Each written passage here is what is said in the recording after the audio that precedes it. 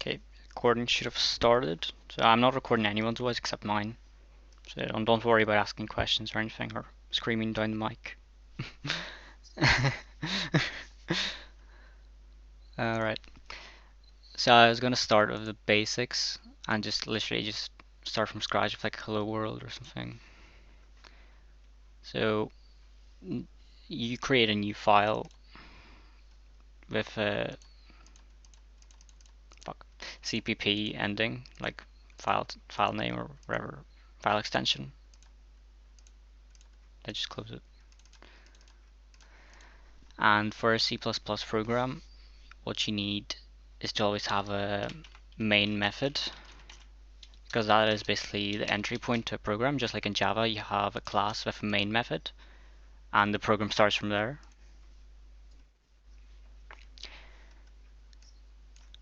I believe you can, yes, but I'm not sure.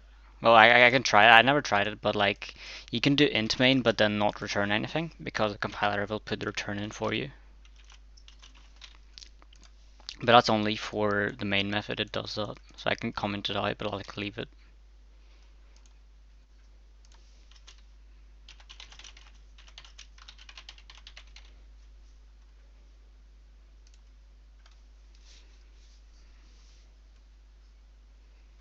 Yeah, it returns the error code, and 0 is basically there's no error during the program.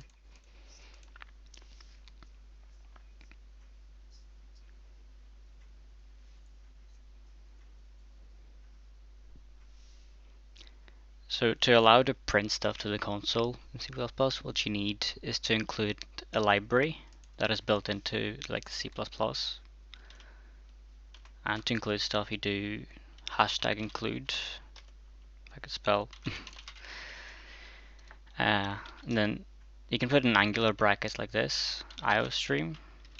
If you know it's like an official C++ library, or if it's your own library, you would put the file name.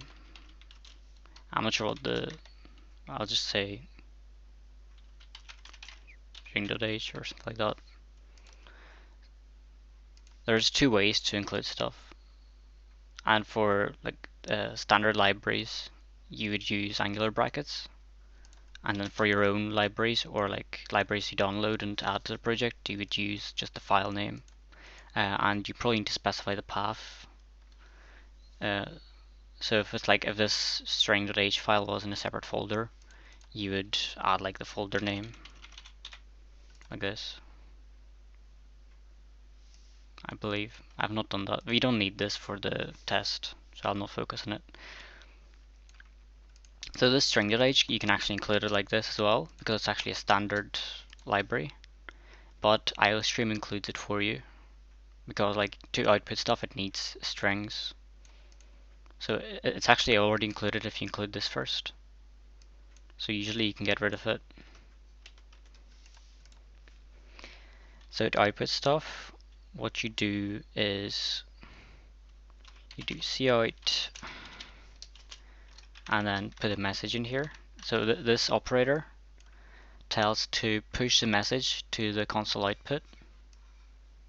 So it's basically like in Java you do system.out.print, and then in here you would put like the message.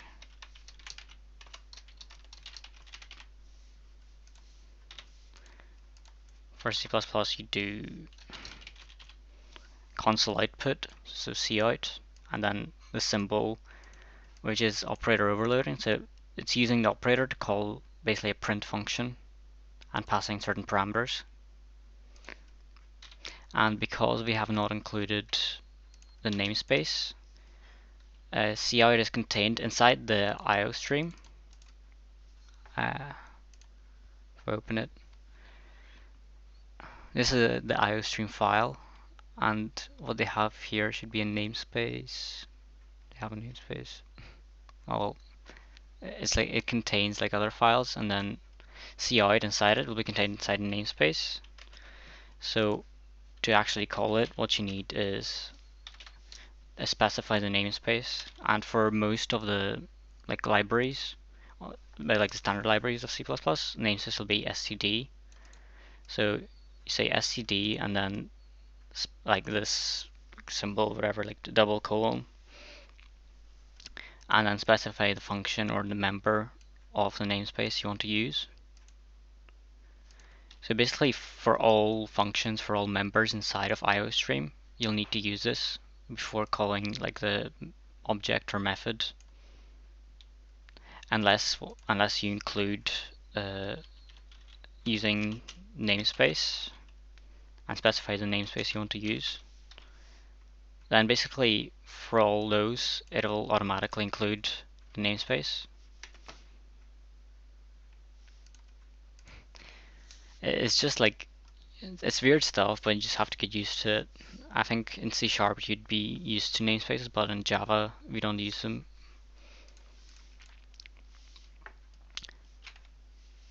But it should run.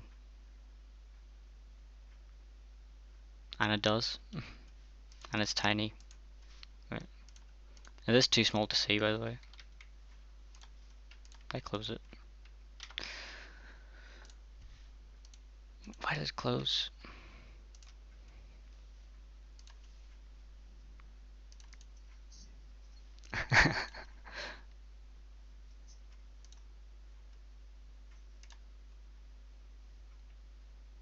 It's gonna get like a larger font or something.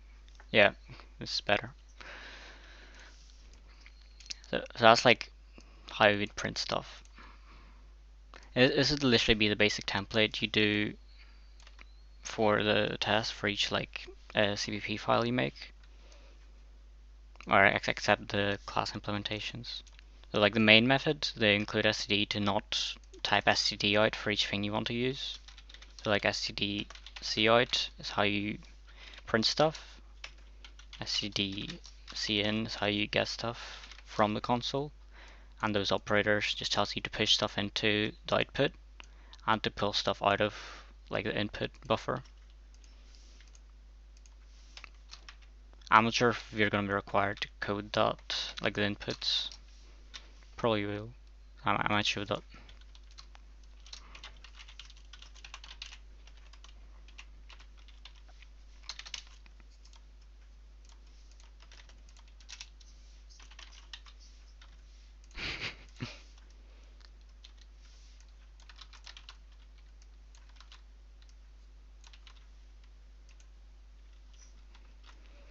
So basically, even though I used std here, like using it on top of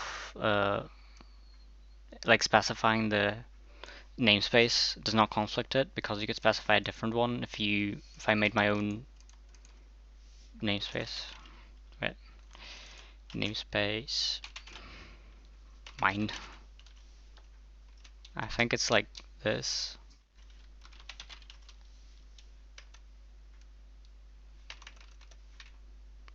Me.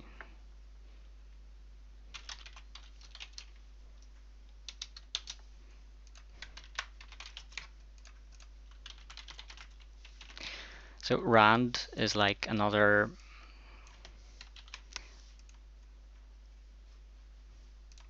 it's another method in like the standard library. I was trying to think like something that will conflict with std for me to show you how namespaces work. I can't think of a function in std that conflicts.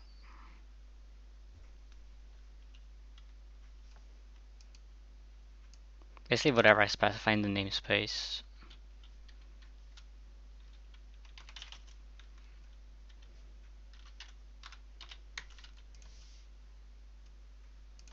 And if I want to use it in here, if I want to assign it,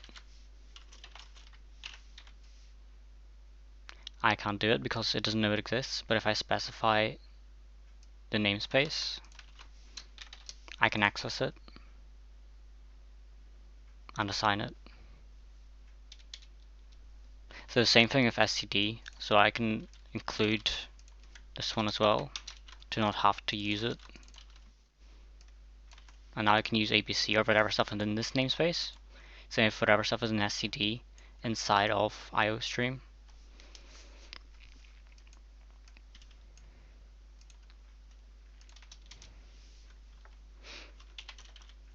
So I was doing that example of a number.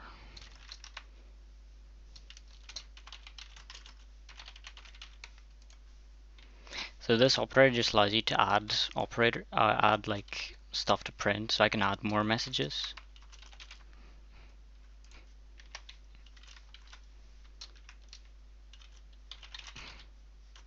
Just whatever. And to print a new line, you can do /n, just like in Java. Or you could specify endl, which is like it's defined in IOStream to like skip the line. I think it's I'm not sure how it works. I'm not gonna say. So I just print that. It'll concatenate all those messages into one and put it in the output.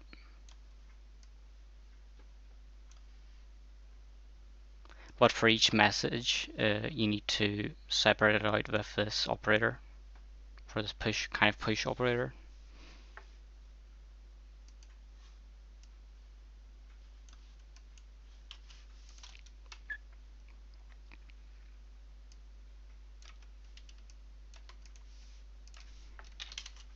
And sometimes you don't want to go to the new line, so you'd want to not put /n here, so that your input goes on the same line as the message to prompt an input.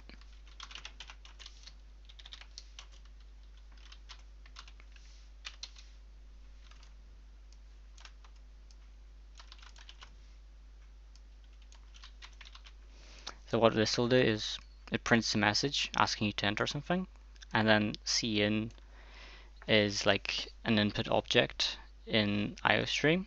Use this operator, like the double right angled brackets, to get the output, get the input from the user and put it in a variable, and then it'll kind of make sure the input suits the variable type. So if it's an integer and I put like ABC, it should give an error, pretty sure.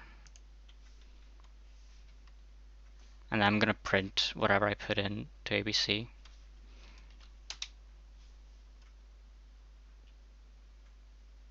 So let me check.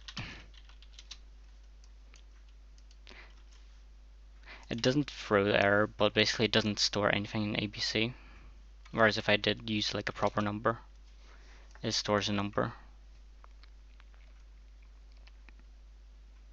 That's how you get input. So you would specify a variable to store the input, ask for the user to enter something, just with a message, and then cin and pass the variable name where you want to store the result. And then like it'll be assigned with the user input, and you can use it later. So in the practicals, I see like the latest one, I think the lists one, I don't know. In this one, you would get stuff from a file in a similar way. I was actually looking for an input one.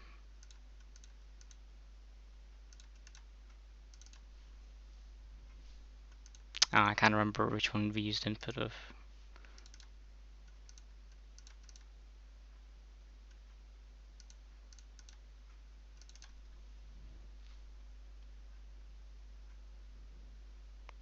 Can't find it.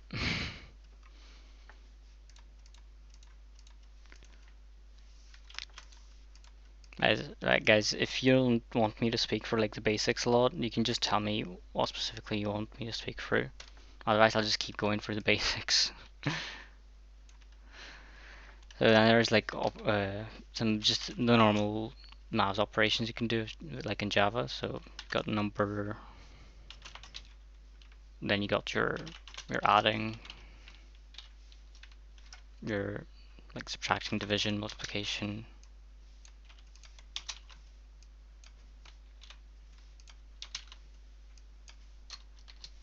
The modulus, which is getting the remainder from a division.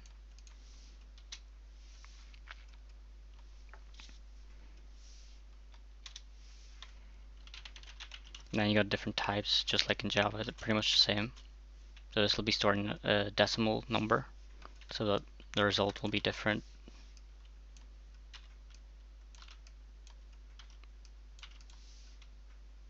Because for integers, dividing an integer by an integer will get flattened down to an integer. So this is supposed to give like whatever, it's like 0.6 or whatever, but an integer can only store whole numbers, so it'll take the whole part of that decimal number, which is the 0, and it doesn't care about the floating point. If I print them both,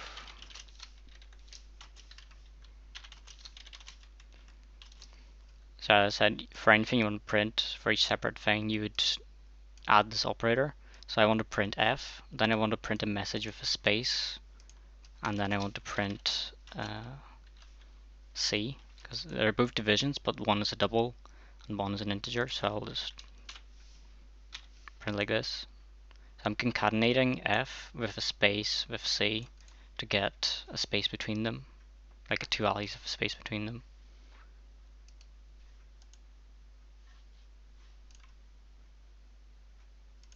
I know it's not running. Oh. I'm not sure what happens. Oh, fair. Could it be because I got like a cursor on there or something? I don't know.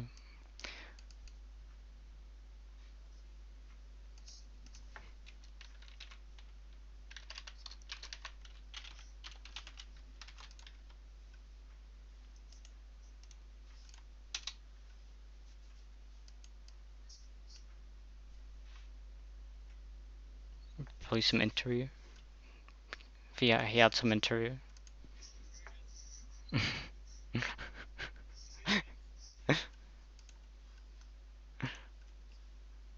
Yeah, I'm sorry guys if cause I didn't plan like what I'm gonna say, so I was like hoping people would just ask me like go through this question, I go through that question, whatever. Otherwise, like,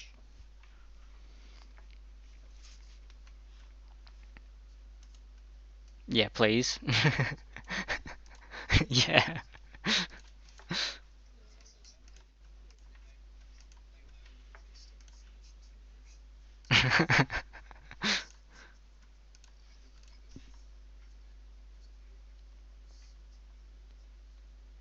Yeah,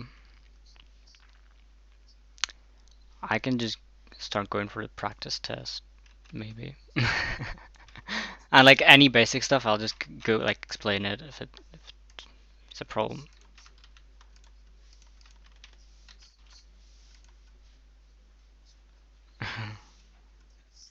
I'll bring the actual practice test questions up.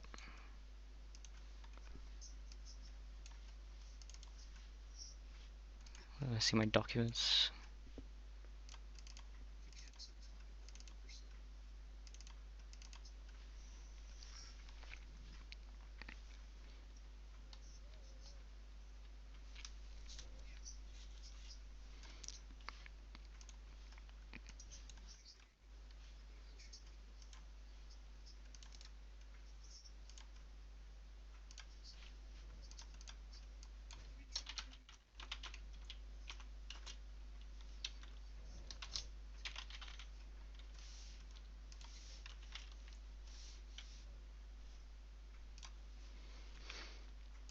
So the first question on the past paper, it tells you to create a class project. So I just go here, right click on the solution, add new project. I mean, you don't get a mark if you don't make a project. They'll probably expect like the folder layout to be like the same, so like the solution with the class inside of the files you need inside that. Otherwise they can't find it. And then what I like to do is this thing again, just collapsing all the extra stuff and just leaving the actual source files in there. So then it tells you to create a source file called test1.cpp. So you just go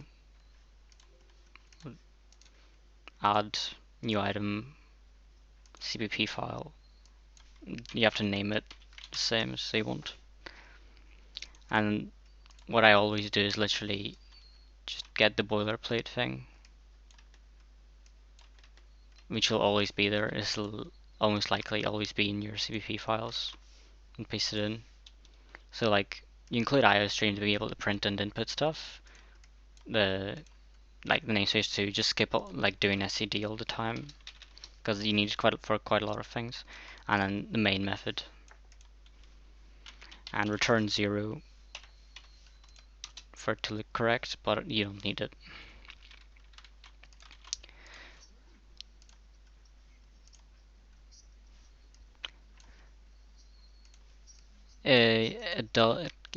You would make a new template. Right. So add new project and like a custom project, like a console app. This is like a template for a console app, so that'll include for most of this for you. So it'll create a project with like a main CPP file with like this in it, but I'm not sure if you can do that for like separate files.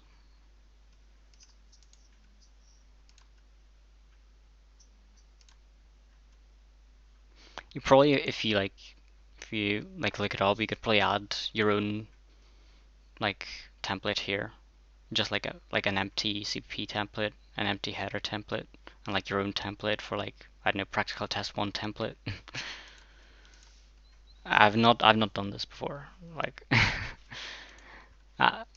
right. So the first question is like, declare a double variable. So a variable of type double, assign it this value. So I'll just copy it because I don't know the speed of light. So double, they wanted it called C equals this value.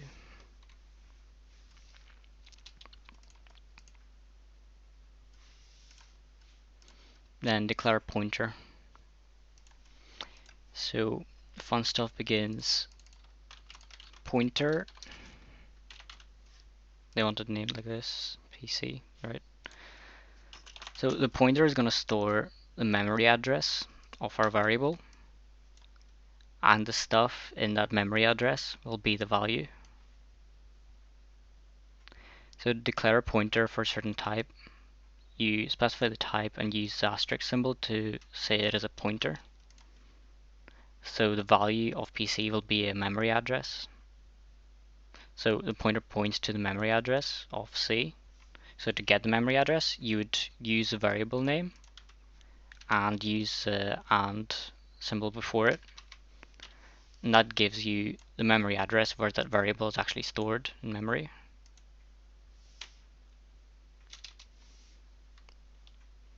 So if I do just here,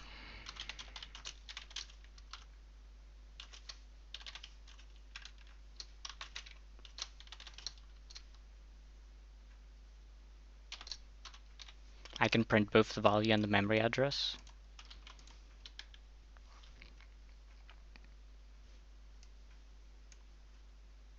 That's the value here. It just got simplified a bit by the output to like not put all the significant values in, and that's the memory address of C. So if we go to that memory address in the program, we'll find the value that we're looking for. So you can put a breakpoint here, and if you're in debug mode here, you'll be able to look at the memory as the program runs. So we hit the breakpoint, it just stops, it like pauses the program. And now debug. I've not done this for a while. Memory. So you go debug windows to open like the memory window. I think, I'm not sure what the difference between those, it's probably one, most likely. And then I can see the memory address that got printed, so I can go look it up, potentially. Or you can hover over this, or you can't. Well, I'll try to find the memory address in here.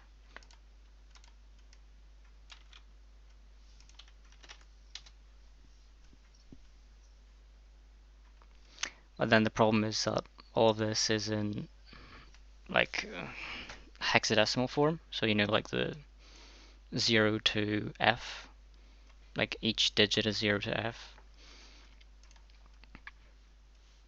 So supposedly, if you go to the right address, the 8 bytes here. So each of those is 1 byte. So, and the double is 64 bit, so that's 8 bytes. So if we go across 8 of those and convert it, but then it's like a double notation. If I just made this an integer, just for the make it like 1.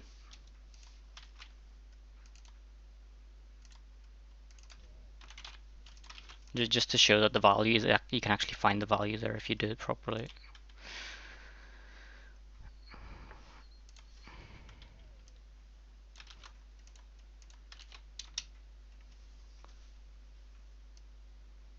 And that's the value here, I think. I'm not sure why it's reversed though, but like it's like most significant bits are here, most significant bytes, and then 1 at the end. So this is actually where the value C is of 1. If I made it like 16 and do it again, just to show that it's kind of reversed for some reason in memory.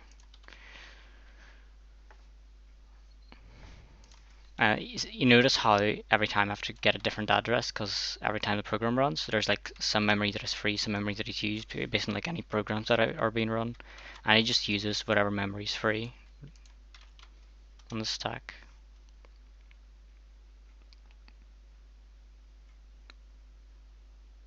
And yes, so it was 0, 1 before, so 0 times 16 and 1 times 1, because that's how hexadecimal works. And this time it's 1, 0, so 1 times 16 and 0 like singular units. And then I believe it'll grow this way, so if I make it go higher than what can fit into 1 byte, it'll grow into this byte, then to this byte. But then it's limited to only the 4 bytes because integer is 32-bit.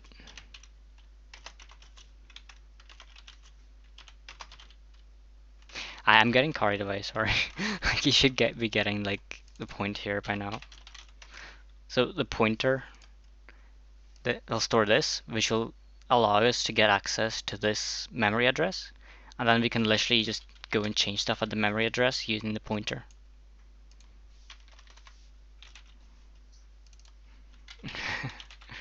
If that makes sense. If you got any questions, please ask, because like I'm struggling to lead this conversation. References, pointers, yeah, yep, yep. I'll open it up.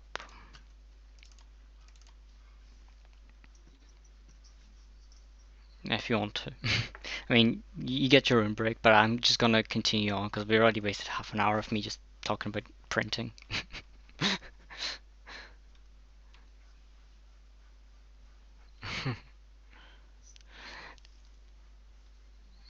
So basically, there's this one here, yeah. So the double pointer, right? And you would. So basically, if you use just the value, the type of like integer, just like the normal type, when you pass it into a function, it gets copied. So it creates a local variable for a, copies the value that got passed in, and then uses the local variable inside the function. So whatever got passed in here, like 100, it creates a local variable a equal to 100, and then I reassign it to 10. But then when I exit the program, because it's a local variable inside of the function, it just gets removed and it doesn't exist anymore, so we cannot get the result anywhere. So like the local variable got reassigned and then it's gone. So like this did nothing to anything that got passed in. So to deal with that, you got pointers first of all. So you can pass in the memory address of the thing you want to change, and then you'd be changing stuff. That's an example here, I'll zoom in. You'll be changing stuff at the memory address. So to change A by default, like if you just assign A, you'll be assigning the memory address.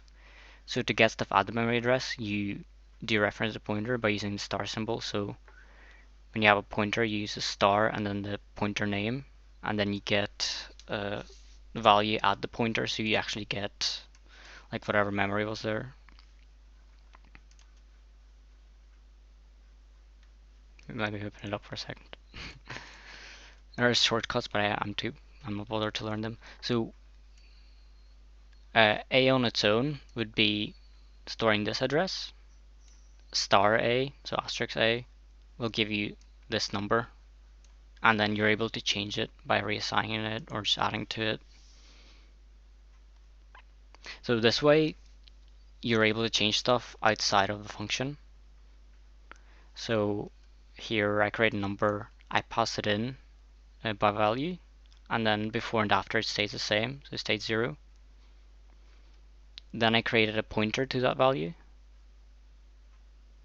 so it stores the memory address of num, and then when I pass it in, it changes the value at that memory address stored in the pointer, if that makes sense. And then it did change after the function, so the value stored in num gets modified by the function.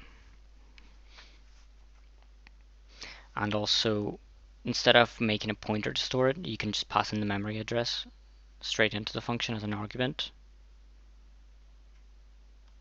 and either way will work. That's from pointer. And then reference is basically added in C++ to reduce the need of using like this pointer notation, like dereferencing and all that, just to remove the confusion.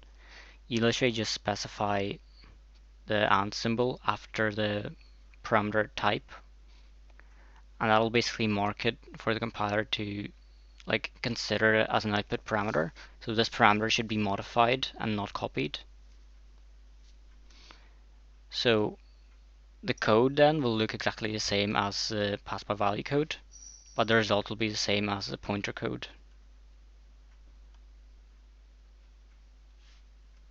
So pass by reference is here, and like the code looks the same as when passing by value, but the result will be changed.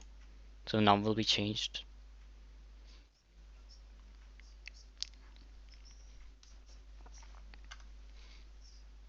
That's my pointer. Yeah.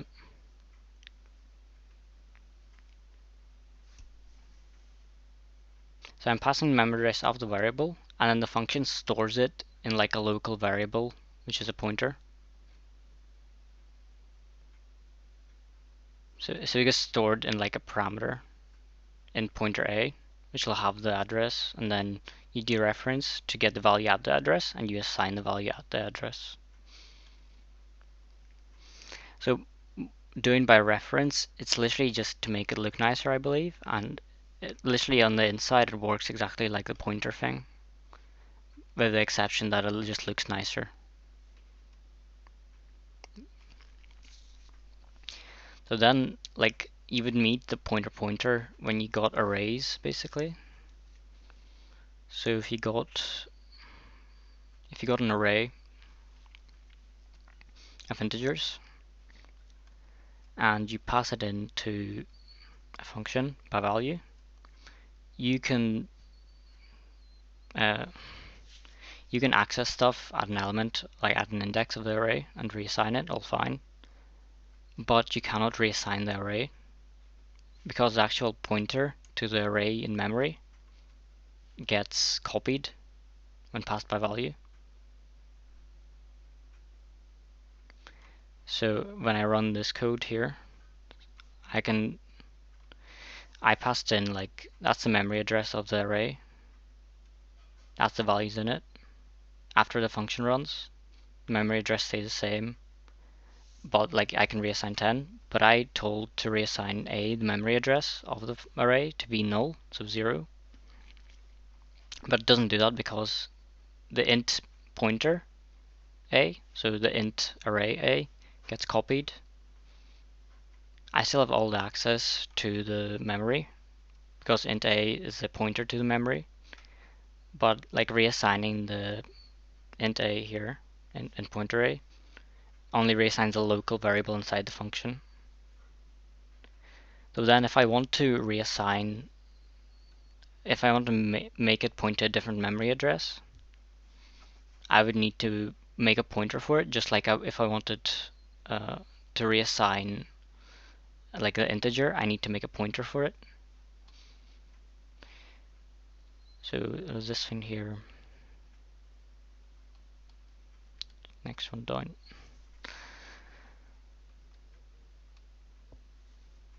So I would make a pointer that points to an array, so to a pointer.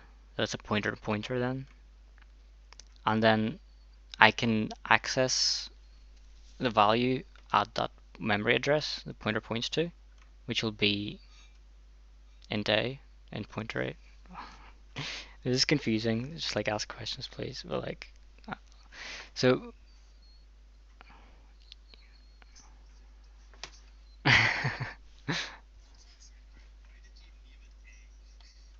it's just not type much.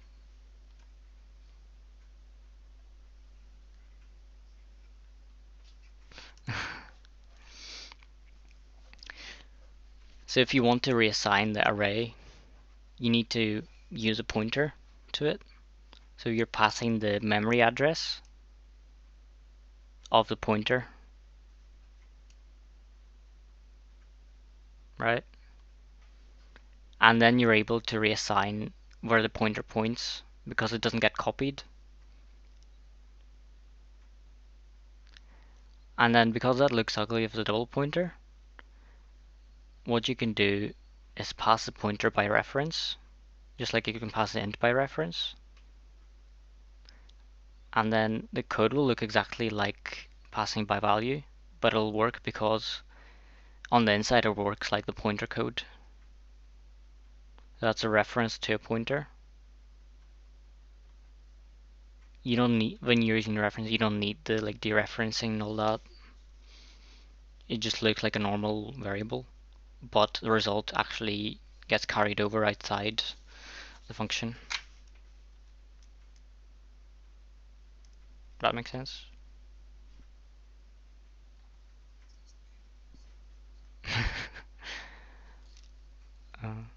It can be confusing, I understand. But like, if you read through his document again, it's like there's a bit of description, but you even copy the code and try to run it if you're confused with this specific part.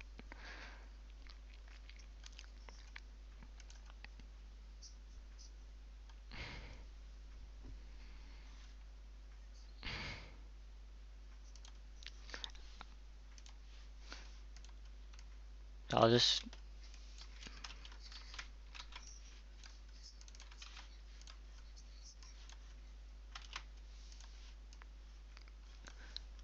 so that's what the question asks us to do here in the practice test. I'm going back to it. Assign the pointer, create a pointer that points to the variable c, and then we're asked to use pointer-based operations to square it. So to square the value of c, what we need to do is dereference the pointer to get the value and multiply it by itself, so you're timesing it by again the value itself. So you can put the brackets around it for it to look nicer, but it's not needed. So you're accessing the value the pointer points to, which is going to be the value at c, multiplying by the value the pointer points to, which is going to be the value at c again. And then you want to store the result in c. So what you're doing is the value at c is going to store the result of this calculation.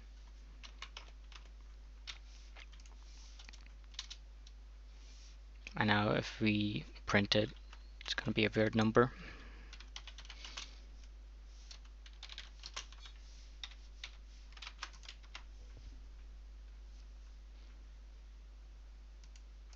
Does it run? I believe it's right, I don't even know.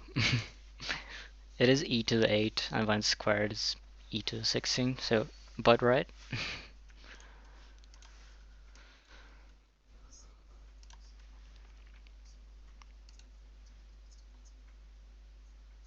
Yep, so it is, yeah.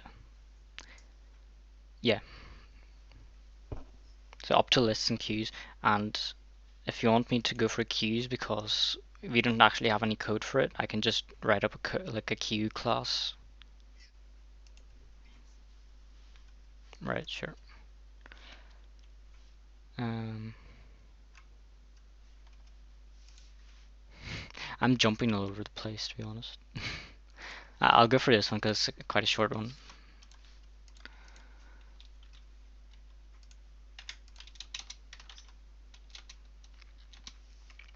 So you're given this code and you're told that there's a bug in here and it doesn't work correctly. So I mean, to test the code, because the function, you'll need to like test it in the main method, but I don't want to use this main method. I want to like rename it so it's not used and then just create a new one. So if you rename it from main, it'll not be run unless you call it like a normal function, I guess. And it'll actually tell you here to rename it somewhere like here. So if you're told to rename the previous main method used to write a new one, you would do that for the practice for the test. So it describes that this fills an array of a certain size with a certain value. So if I create an array of integers,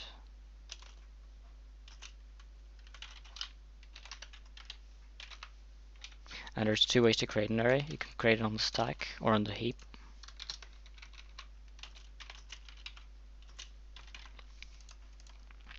So the one on the stack will exist while it's inside of the scope of the curly braces. The one on the heap gets created unlike the extra memory the computer has, and you have to delete it manually. So for anything you create new, it'll always return a pointer to the type you're creating.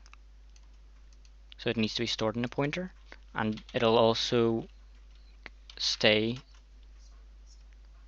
Yeah, the pointer itself, so the int pointer AR is stored in the stack, but the stuff you're going to be assigning is going to be on the heap. So hopefully we'll know what a stack and heap is. Yeah, so I can dereference to get the value pointed to by it, but because it's an array, I can also use indexing. So this will literally be the same as dereferencing it, because the pointer points to the very first address in the array. But if I want to count up, I can either add stuff to the pointer and then dereference, or I can use this indexing operator. So if I want to get the fifth element, that will basically do this. It'll add it'll add 4 to the, no, it'll add 5 to the pointer, to the base pointer, which points to the start of the array. It'll shift 5 integers across and then dereference it for us to be able to use the value.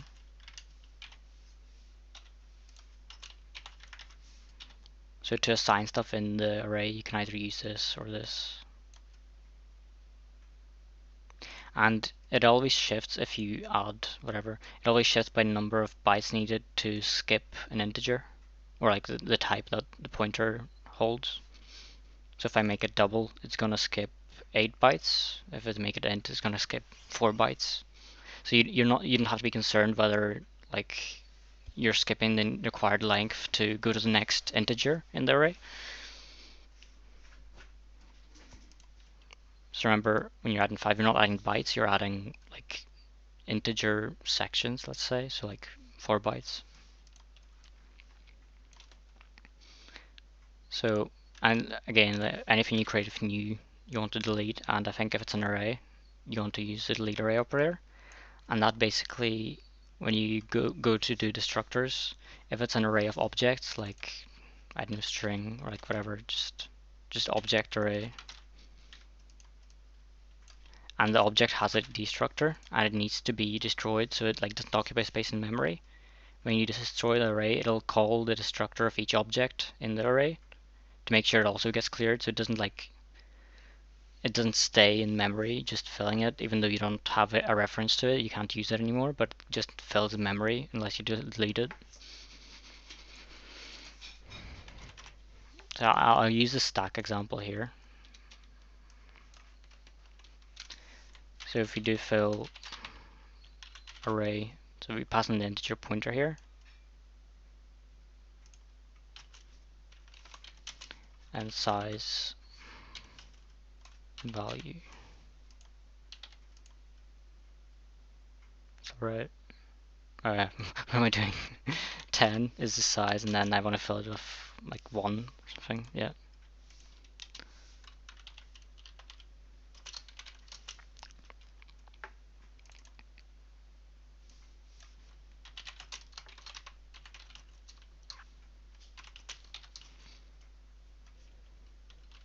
Here's like an enhanced for loop you can use, like in Java. So for each integer in the array, instead of going just for instead of getting the integer using the index, it'll just store it in I every time for each element of the array.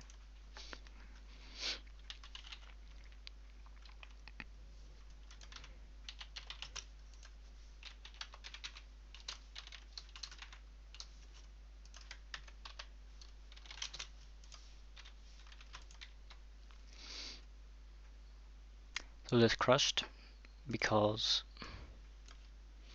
there's still a bug inside here which we need to fix. So it basically iterates.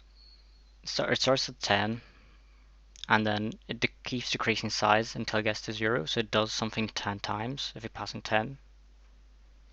And what it does is it takes the pointer, dereferences it, so it gets the value.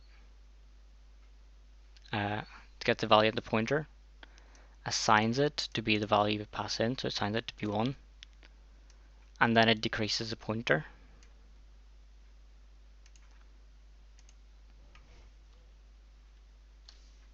It's a bit confusing because if I add brackets here, it'll actually work differently because it will actually decrease it before dereferencing it. So order of operations is like this: take the pointer, dereference it, assign it, and only then you would decrement it. And because we're decrementing, we're actually starting at 0 because that's what PI points to. It points to the first element of the array, and we're decreasing it, and we're going outside of the array scope.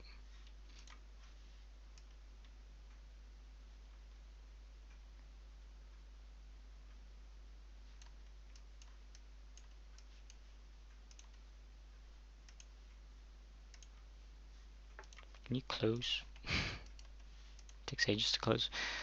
So instead of going down from the base address, we need to go up. So we take the 0th value, we assign it, we go up, we increase the pointer. That'll then be the first value in the array, like the first index of the array. We assign it, and then we go up again. So the plus plus on the right, being on the right, tells you to do the operation, that is this, and then increment.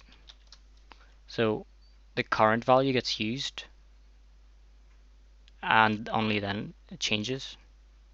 If I put it on the left of the PI, we increase PI before assigning it. So we increase PI, then we dereference it.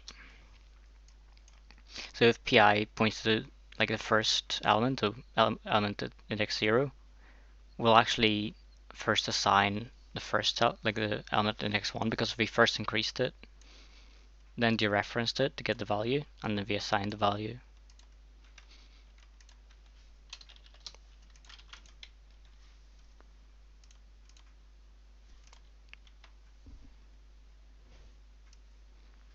So we create an array and it got filled with ones. The issue here was that we're going down from the pointer when the pointer actually points to this place here. So if we go down, if we decrease the pointer, we're going left of the array, and we're going out of bounds of the array. So we're going to memory that does not belong to this array. Right. So I'll make the Q class now.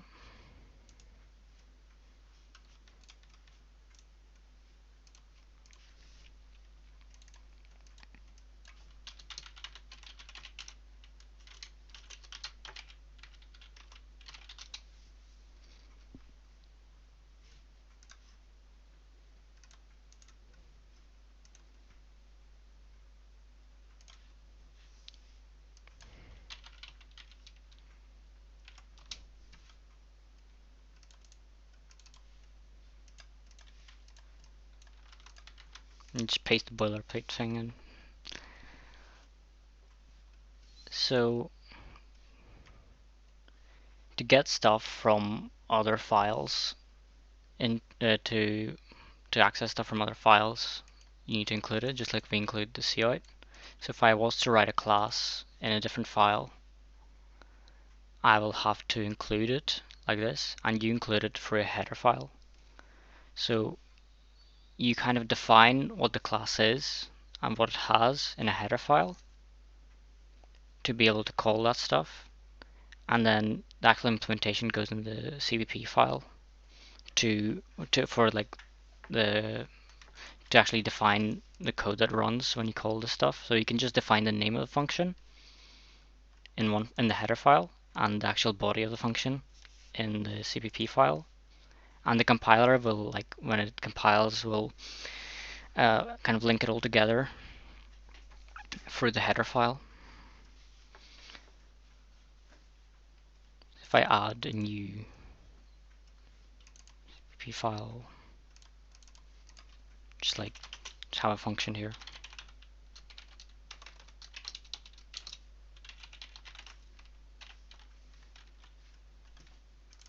And I try to call it.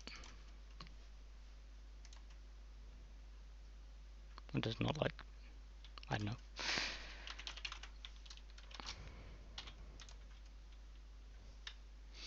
Basically, I can't access it because it's not defined, right? But if I make a header file,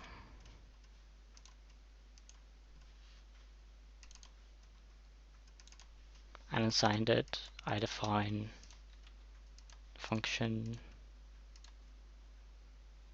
Already lost.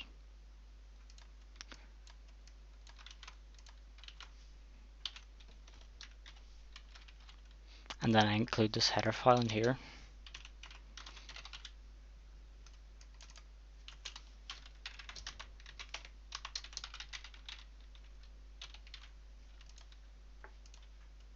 It can now find it because it has access to this definition, but it cannot run it because I don't specify what I want this function to do. So it has no issue with like accessing the function. It'll have an issue when it tries to run it.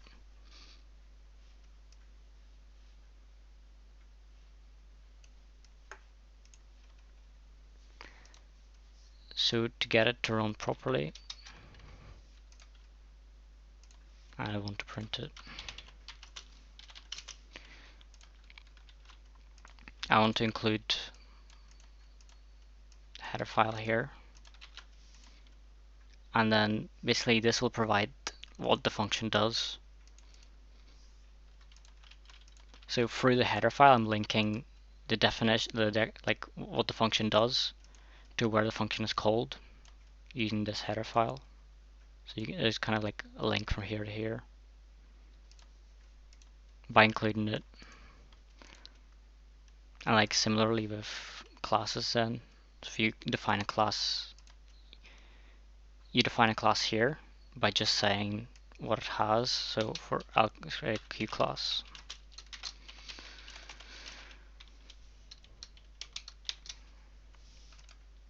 And what does a queue have? It has like some methods. Let's make it public as the access modifier, and you can just make a list of stuff that is public. You don't have to have it like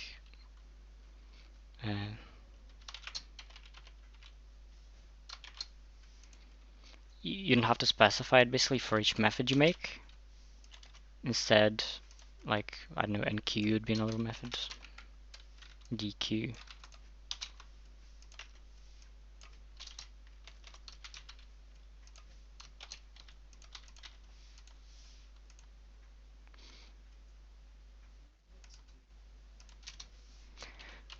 Yeah, I was gonna, yeah, that's what I was gonna say. You can just do this, and then it'll apply the public to all of them after the colon.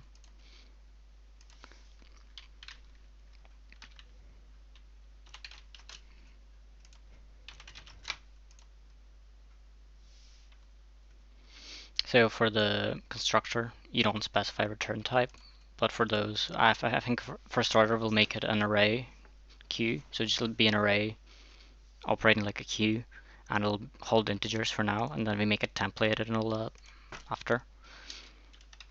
So the method that we're planning to call from outside will be public, and then the data stored inside the queue will be private. That's kind of encapsulation for you. So you don't have direct access to the data because it'll can only be accessed from methods, and we specify how we want to access it so that it's like secure, sort of, from the rest of the program. So inside here, let's say, probably have pointer to the data stored and probably just the size.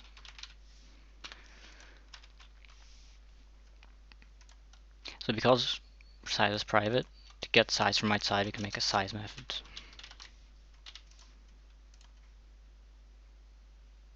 And I think the way Jai names it, he uses lowercase and then like underscores and whatever for stuff. I'll try to keep it the same as he does it. Don't confuse anyone. Right. I can rename this header file queues now. Queue.h for it to make sense. Because that's the only thing that's going to be contained in the header file, just the queue class.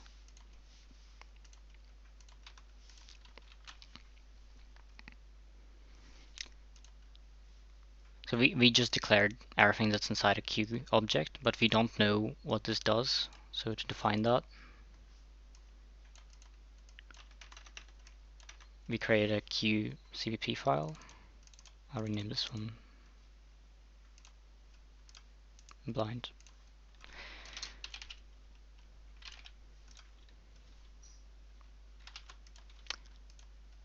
And now what I like to do is just to copy those over.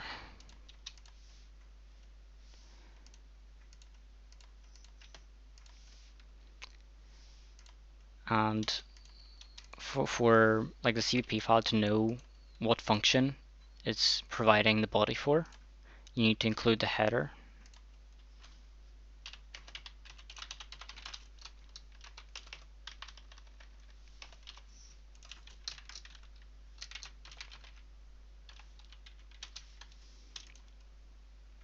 And also, because those are functions within a class, you need to specify as like I can't remember the actual name of the thing, but it was like scope resolution identifier, or like, so you define a class name and then just a double colons like you would do for a namespace before the name of the method that you're trying to provide the body for.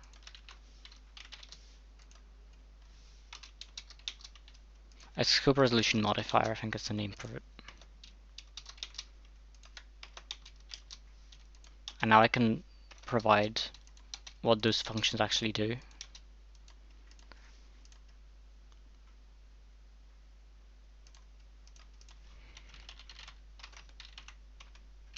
And because I included queue, and because we're writing code inside a member function, we can access the private data of the class. So they can actually return size here. I know it doesn't like.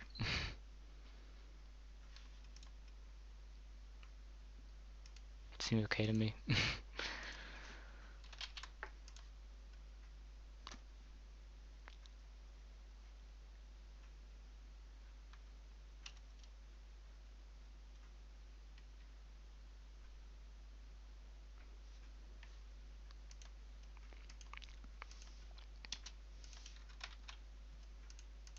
Sometimes like an error can stay over and you got no clue what happens, but then when you save and run it, it's all fine. It's kind of like a Visual Studio issue. I'll leave it for now. If it's not an issue I made, it'll go away.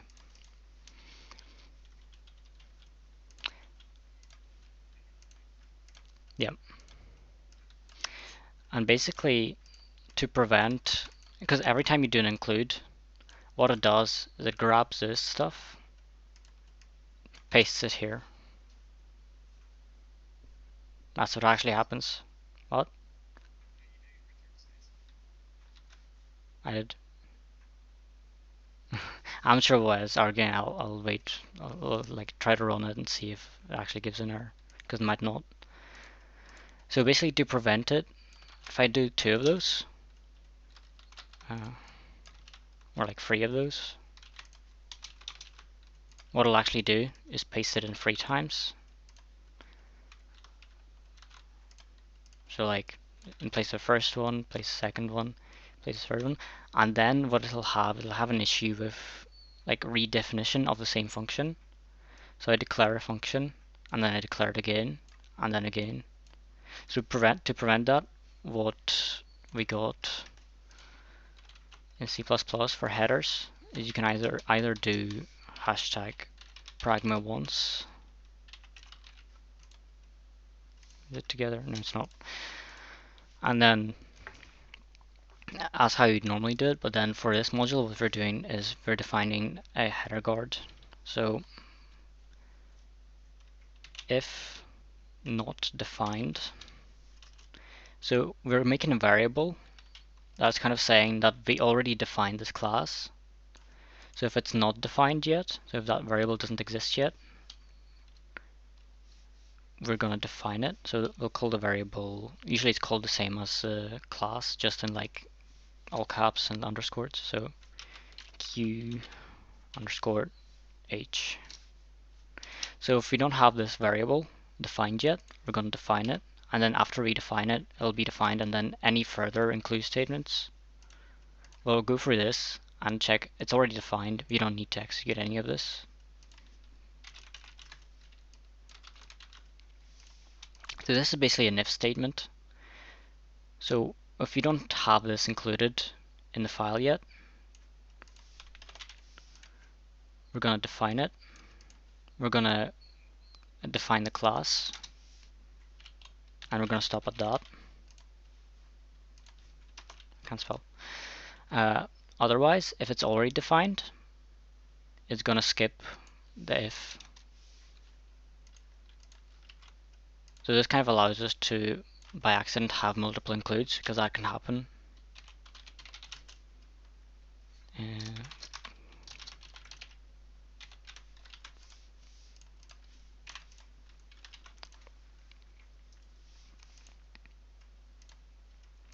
And then for the queue, so this is your header guard here. There's 3 lines.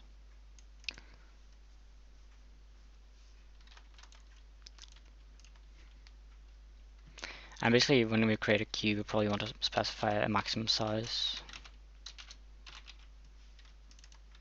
Because the first implementation I'm going to do is just going to be an array, and then I'll do a list implementation so you can basically learn both lists and queues from the same like class. So provide the maximum size, so it has to be the same in the where we define the body as well. So in the constructor, how we create it is make data. So we create a new array of the maximum size to store whatever is in the queue. And then the size will start at 0 because we don't have anything in the queue yet. To add stuff to the queue, we'll probably provide the number to add value.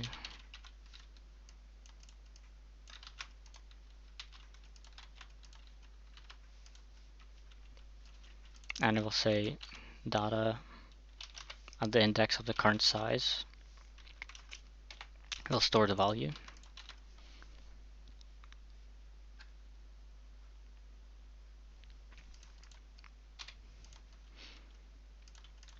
Then to dequeue. Actually, yeah, and then we need to check if size is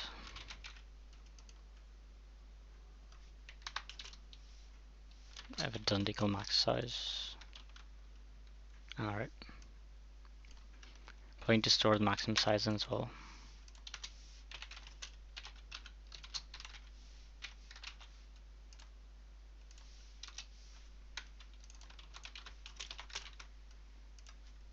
And because I just named them the same, you can use this dot to resolve this. And it wouldn't be a dot because it's a pointer. So to use operations with pointer to access like members or functions of a pointer, you need to use the like arrow operator. So this is basically a pointer to a key object. To access its enqueue method, what you need to do is like the pointer queue enqueue like this. And to access one of the members, if it's public, you do pointer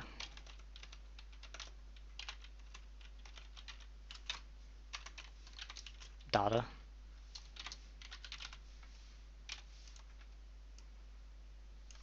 This is basically free, like it uses a different operator from like using a stack object. If it was just an object on the stack, you'd use a dot, just to make sure when you look at them, you clearly see which one is an object on the stack, which one is a pointer to the object.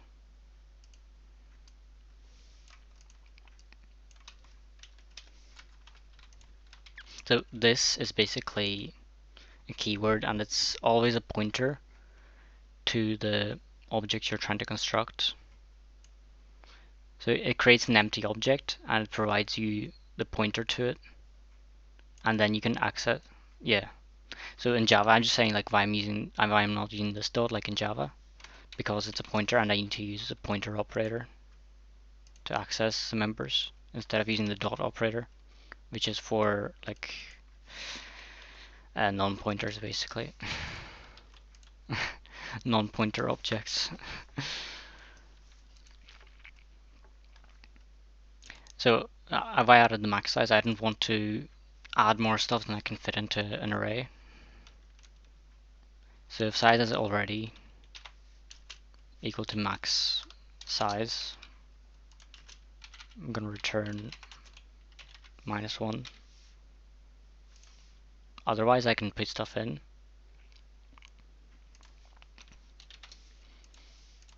And I'm going to return the value just to confirm the value got put in.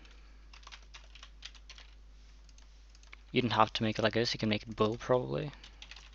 And then return false, because that is more explicit that you didn't put anything in, and true.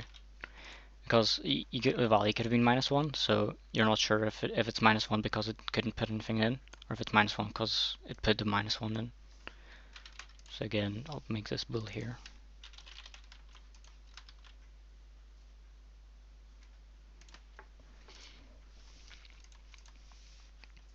So this is always going to put stuff. If a picture, and then the size is going to increase after this. So if we picture the array,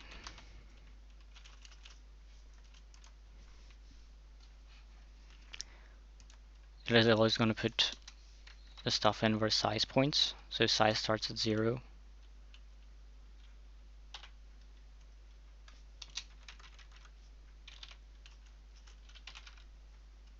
it's gonna put the value in here, and then you increase size. So now size points at 1. We put the value in here. We increase size, points at 2. Put the value here, and so on until size gets to the maximum value. So it's at the edge, and size points to 3, and like our maximum size is actually just 3. So what we're going to do is we're going to stop here, and we can't add anything.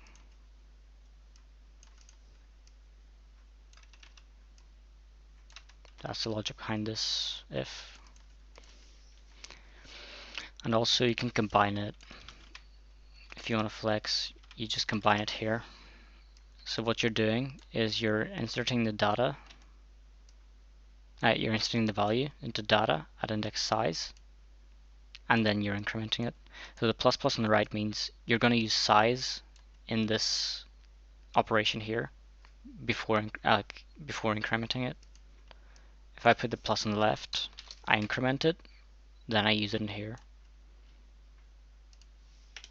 But to be more for it to look like more understandable, I'd keep it outside to like show that you understand the logic. So you're inserting, then you're increasing size after you put stuff into the array. So to dequeue, you would always dequeue the last element to be put, the first element to be put in. Yeah. So it's first in, first out. FIFO.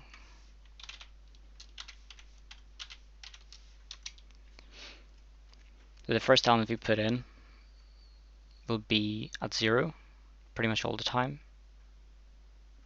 because like the first size starts at 0. So the value we dequeue would probably always be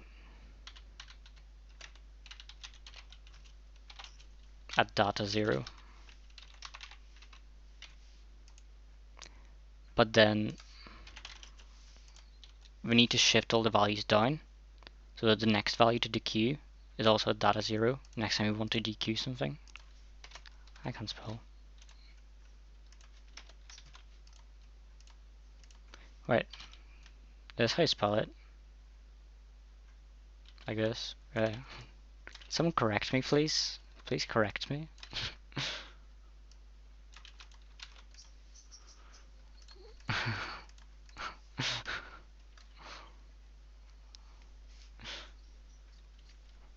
I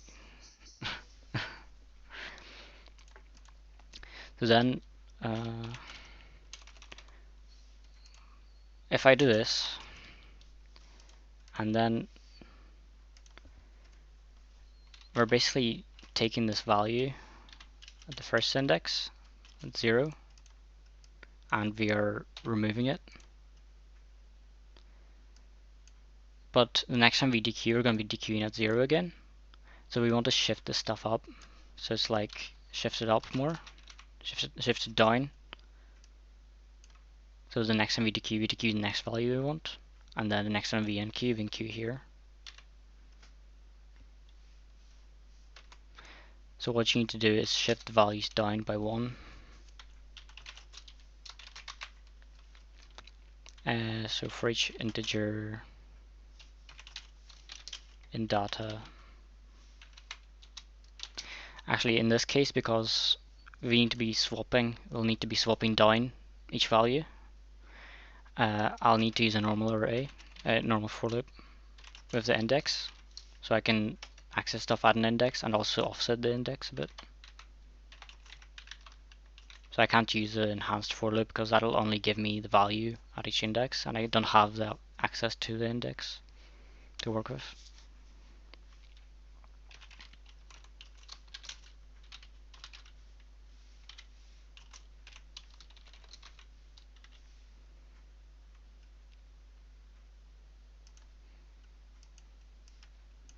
And because we basically used the first value, and it is supposed to disappear from the queue, we don't really care about the first value. So we can start at 1, and then we're going to shift everything down by 1. So data at I.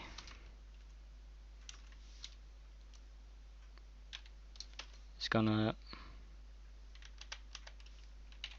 shift down to data at I minus 1.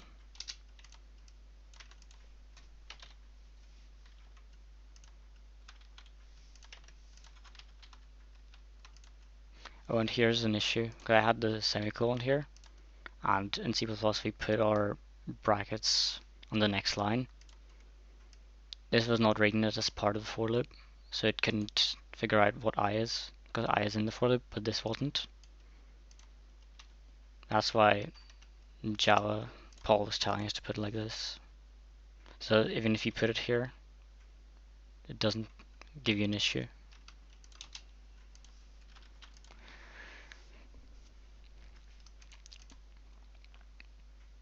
I should probably test. I'm confused what's wrong here. I've got no clue.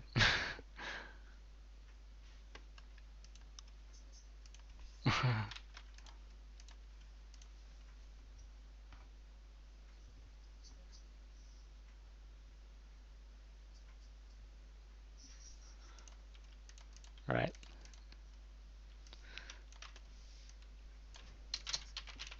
Yeah, pretty much.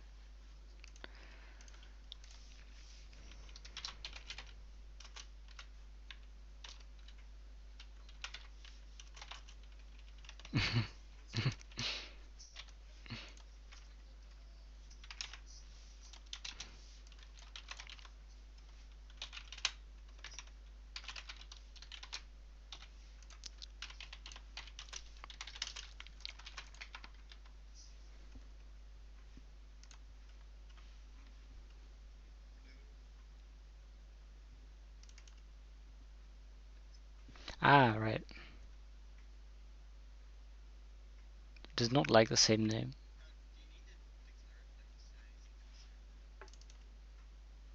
Like where? In here? No, no. I think it doesn't like name being the same, but I'm not sure why I never had an issue like this. I can try to.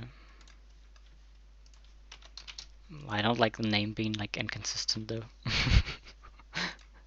You'll have to deal with it. Yeah, but I don't like that I have to change that.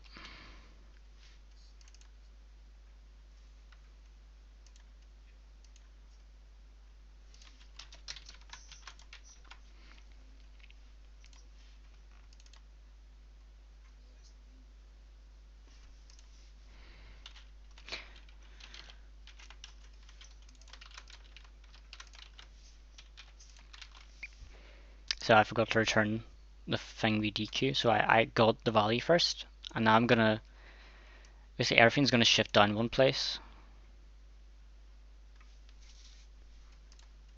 So if I do it again, if I have 1, 2, 3, 4 here, what the for loop does is it copies the value, assigns the value at I minus 1 to be the value to the right of it, so value at I. So this will become 2, and this becomes 3, this becomes 4, this becomes 5.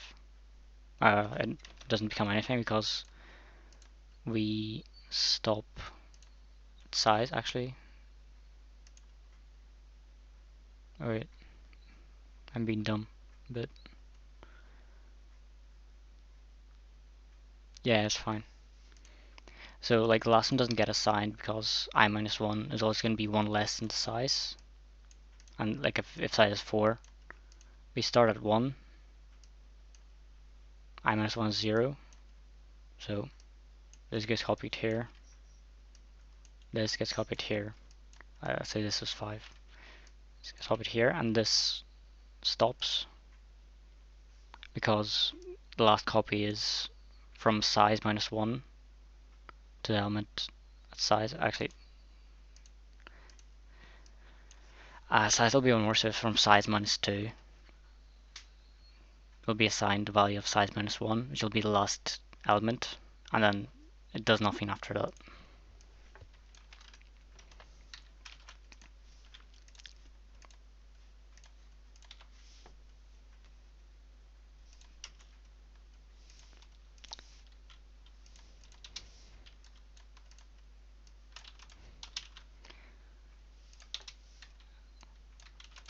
By the way, that's how you can create objects. So you write the class name, give it a name, and then you're basically calling the constructor and passing in the constructor parameters here. That's to create on the stack. To create on the heap, you would do just like the array thing I showed you.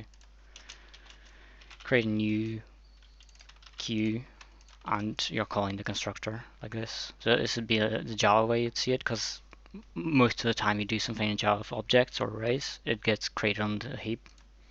And remember, new always returns a pointer to the memory. It does not give you the object to work with.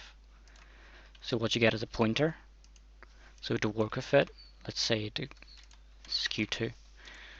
To work with it, instead of using the dot, you'll need pointer operation. Whereas if stuff is on the stack, if it's like in the function scope, you can use the dot. So for Q1 I can use a dot. For Q2 I have to use the arrow operator. I'm going to use Q1. And now I want to just push something onto the stack.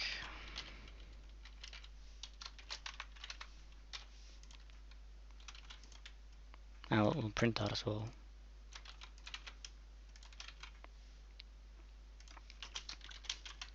And because we're having multiple lines of prints, I need to skip lines for it not to be on the same line. So I'm pushing /n into the console output.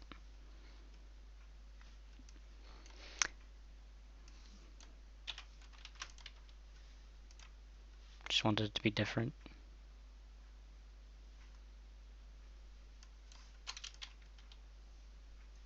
Question is, why is it 1? Alright.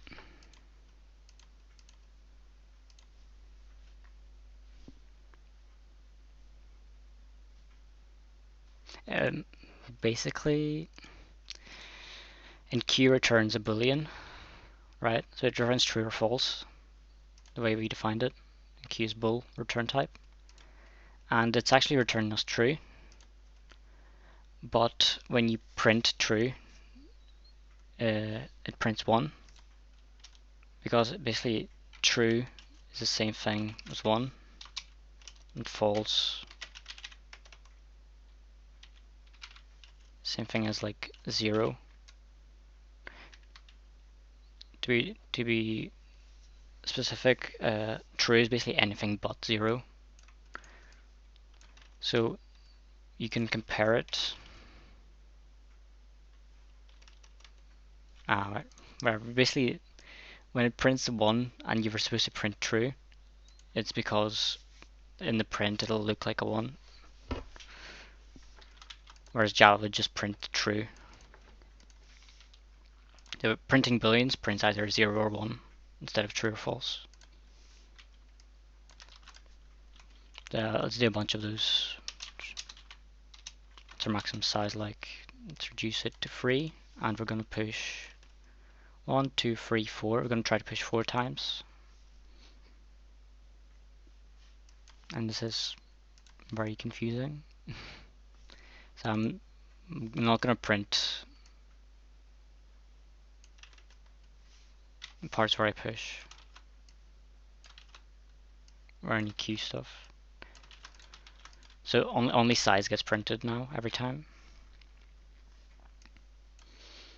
So first time it's an empty Q.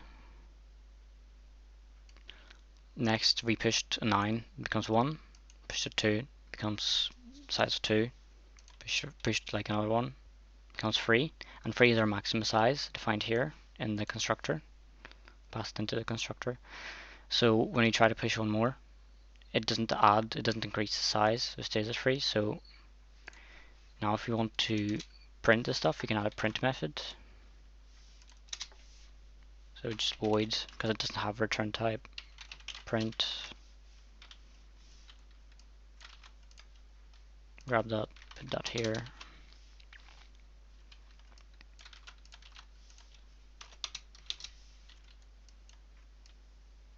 It's a bit of copy and pasting from me. And from 0 to 5, we're just going to print each element on the same line with a space between them. And then at the end, just put a new line, print a new line. And we cannot see COID because we've not included IOStream here. So to print, we always need the IOStream and the namespace STD because I'm not using STD.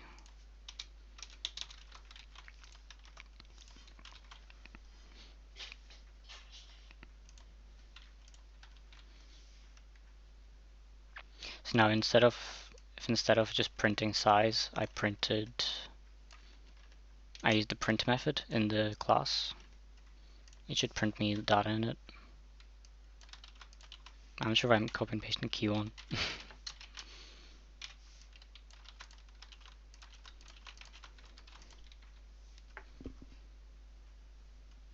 Need to make sure I'm recording still. I am.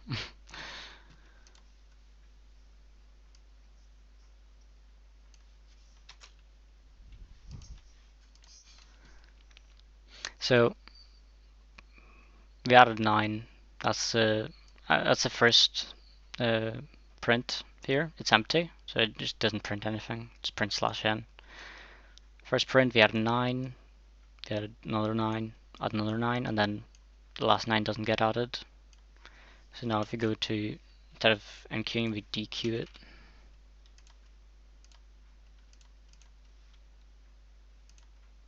And we don't have anything for dequeue because it takes from 0.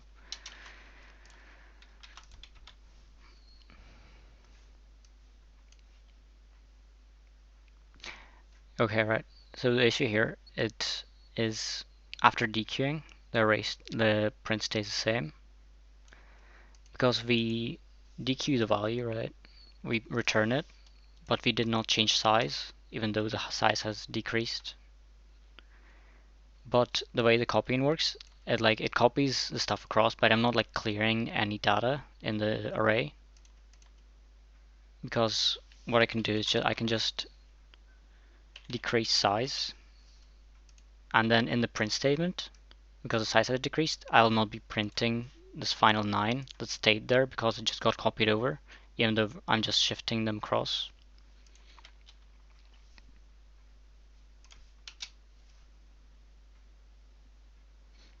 So this one is here. If we dequeue, it removed the first 9 and it shifted those across, and then size decreased, so the print does not print more elements than it should now. Then we dequeue again. This first 9 gets taken out, it gets returned, so we can actually store it here. Can't use a keyword as a variable name.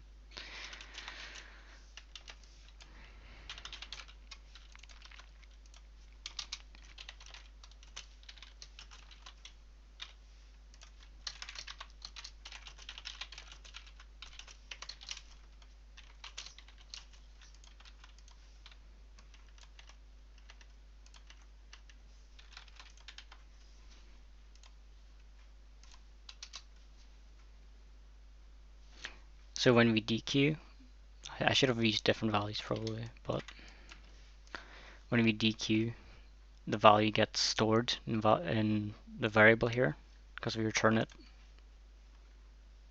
from the function, and then the size gets decreased, the print works properly, right? This is the simplest way to implement the queue if you're not asked to template it and if you're not asked to have a dynamic size. So we're limited to maximum size because we're using an array. To make it, I'll first make it templated. So to be able to use not just integers, but like any type inside it, you can make it a template class. So you would say template, type name, and give it a name, I don't know, type 1, type 123, whatever. just give it a name, and usually you use t because it's the shortest one. And let's say you had two different types you want to use. So you want to use ints for like the size, and then I don't know, strings for the data. You would define like another type name x, and you have to give it a different name. But I think we don't do that. We just do it for fun for the most part.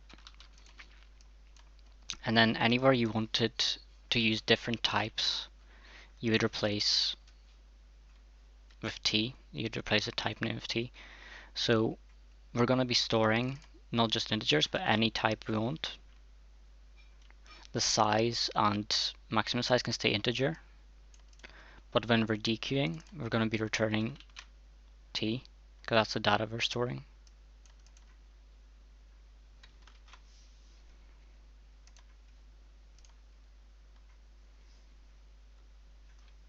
Now this causes issues because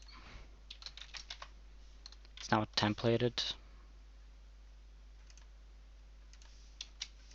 It's now a templated class, so you need to, when you're providing the body of the functions, you need to also specify a type name t, and specify that this method is for a class that takes a parameter of type t. It takes like, it's templated by type t. So you'd use that in front of each one of those, and also add like the type, add like angular brackets in the type for each one. Then also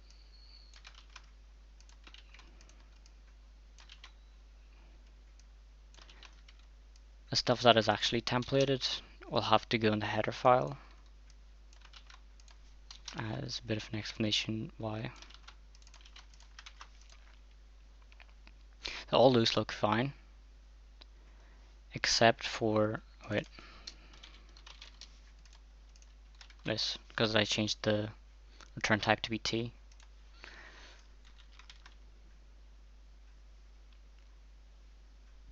Yep.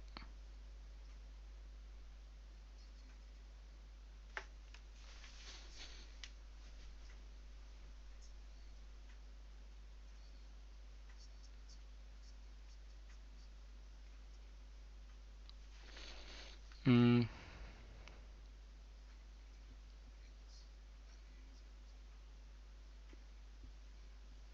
Well, it depends. You can either just, because I'm always placing onto the next available slot in the array. When I dequeue, it needs to shift down. If I was placing it onto 0 every time, I would need to shift stuff up before I place, and then I can just dequeue from the end.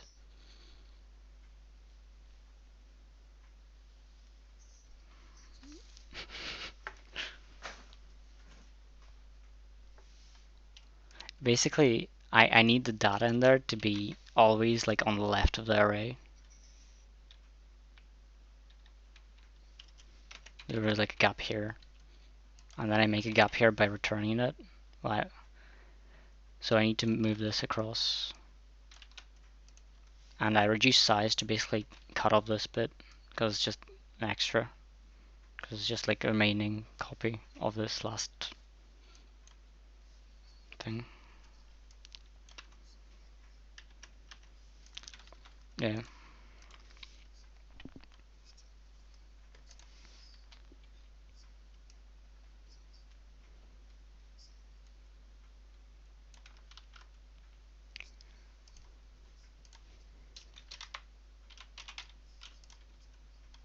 Yeah.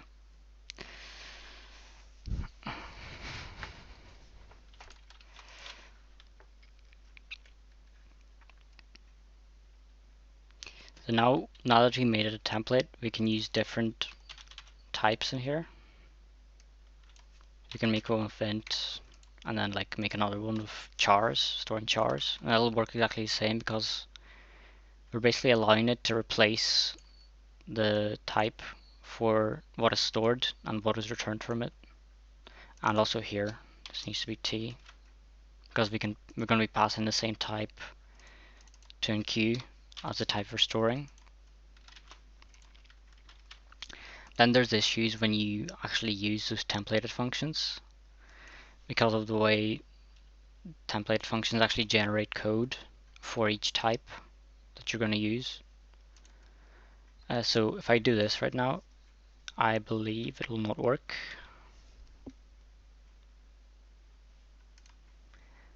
And the issue is basically that it has not generated enqueue code for an integer type. So if I defined like this separately,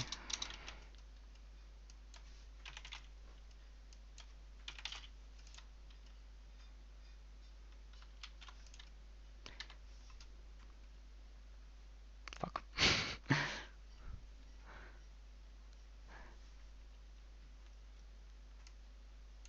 Comment this out for now. I want to just try it. Just bear with me. Actually, I'm not. Basically, just to resolve the issue of it not being able to find the queue_int, like enqueue and dequeue stuff, what you do is you take all the stuff now from the CPP file and you have to put it into the same place as the template class into the header file. So that's just for templated stuff. And then we can completely forget about the CPP file now and only use, might have to delete it even because you don't want redefinition of those.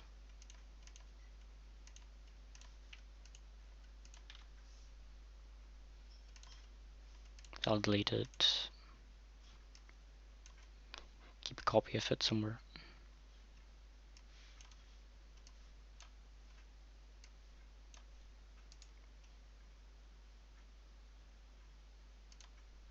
Fuck, what am I doing?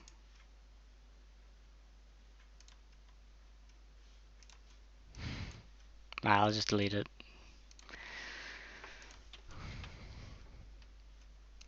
What does it not like?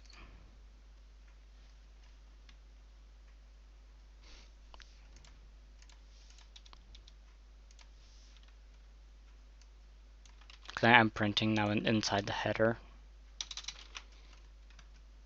and I have not included those to be able to print.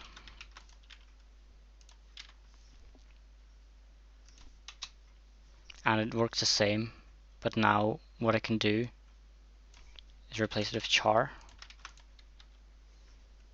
and it'll work for char.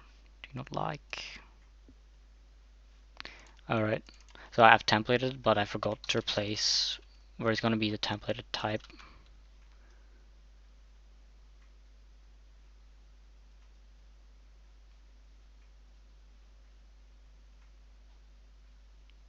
Should be alright.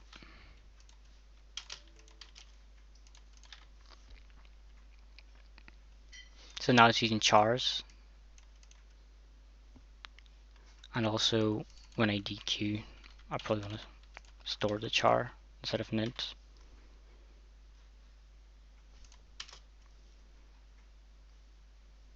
And then be like, you could use chars, you could use a string,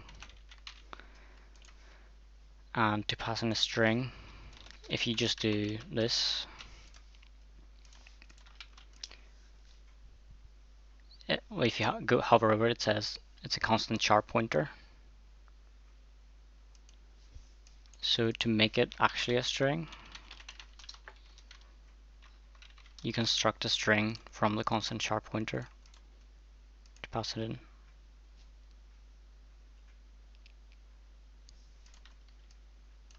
I'll try to leave it, I'll see if it gives an error.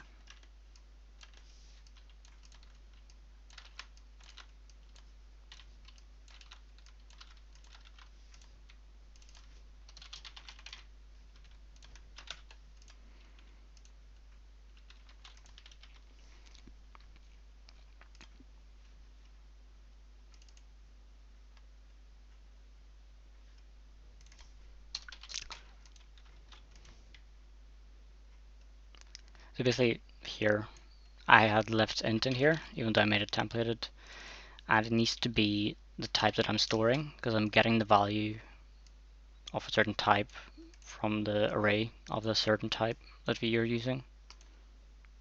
So I can't keep it as int.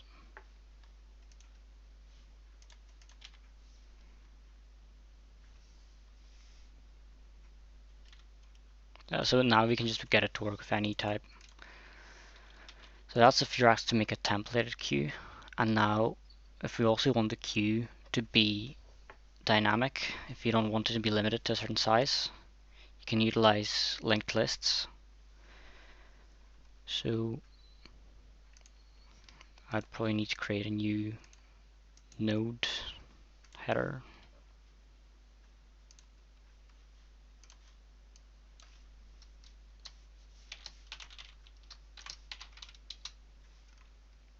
Or I can call it a queue node.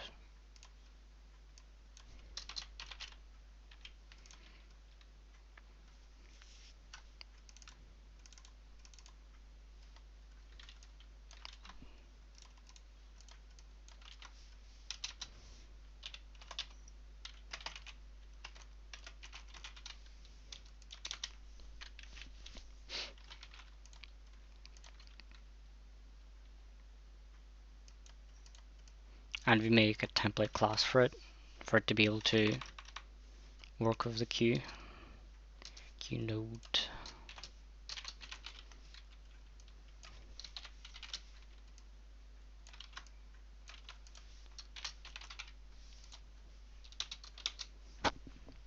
And the queue node will hold the values for us. So it'll hold the t value or item. I think Jai calls it item. And it will point to either the left or right node or just one of those. So I think I'll probably have both. So if we're going to hold the values we want to store in a node and link the nodes by having pointers from one node to the other, there's like a chain. And there's two ways to do it. You can have double linked or single linked. So like, does the node in between two nodes point to both of them or just the one in front of him? There, probably if you want to be able to traverse it both ways, you would have both.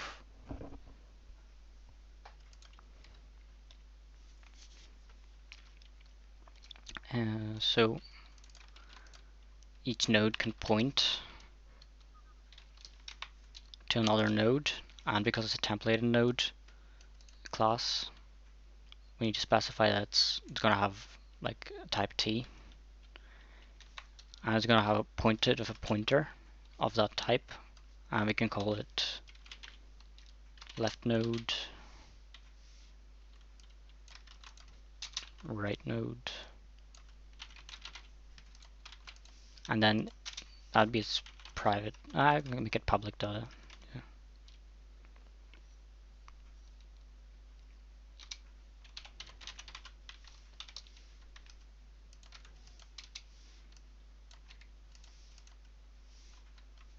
Also, to format quickly in Visual Studio, Control K, Control D, I think. Wait.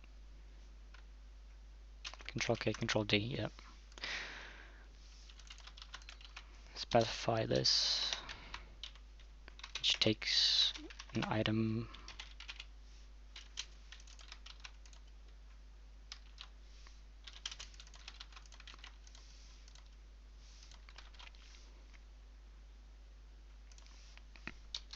of type T.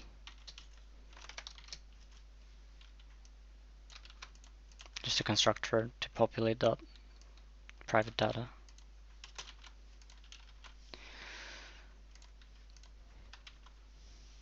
I'm running a bit low on time because I waste a lot of your time here.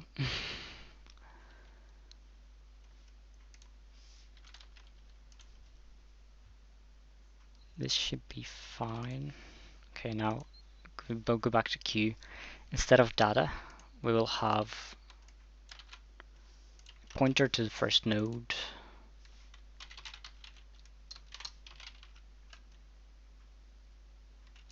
You can have another one to the last node.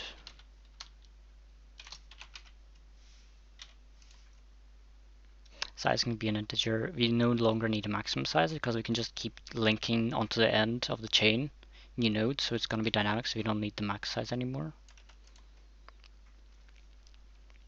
All this is defined okay, it's just the implementation will change because now we're creating nodes on the heap and linking them up. That'll call that'll cause the implementation to change. So first of all, we can just assign them as null, because for an empty queue, it doesn't have any first node, doesn't have any last node. Size is 0, and there's no max size anymore. Then to enqueue a value, we no longer need to check. Can probably, well, I'll leave it as bool, but basically there shouldn't be a condition when we cannot enqueue unless there's literally no memory left in the computer to create a node, place it on the heap, and then link it up to other nodes. So there's no longer any data, and we're going to make size plus. So we're going to create a new node. So queue node type T. Just call it a new node.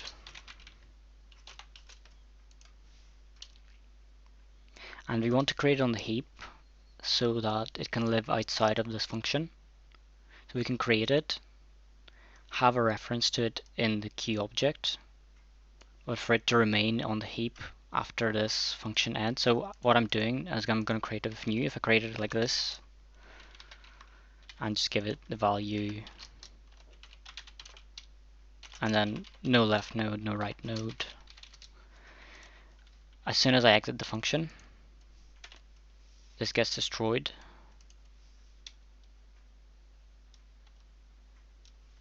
I completely forgot about destructors.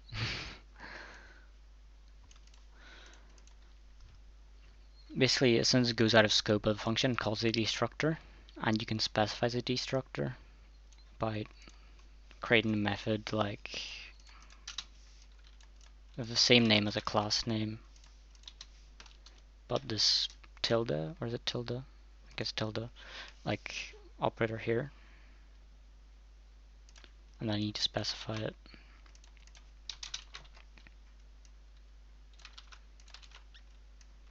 And basically, when something goes out of scope or you do delete on it, this is gonna be called if it's defined in the class.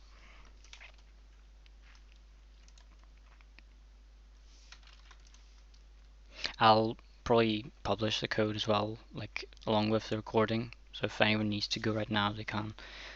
I'll try to get through the rest of this quickly.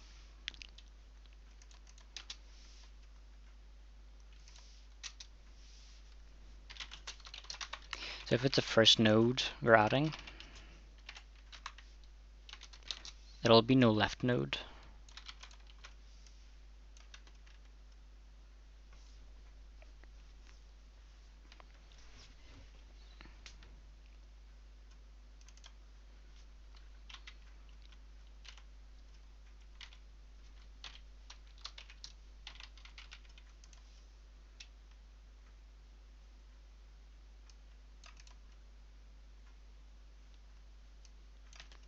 Well, basically anytime we add a node,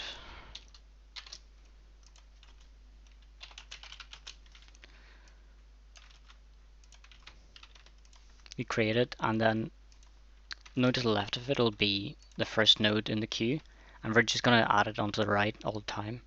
So kind of node on the right will be null, because every time we enqueue, it's going to be the last one in the queue. Every time we dequeue, we need to get the value of the last node.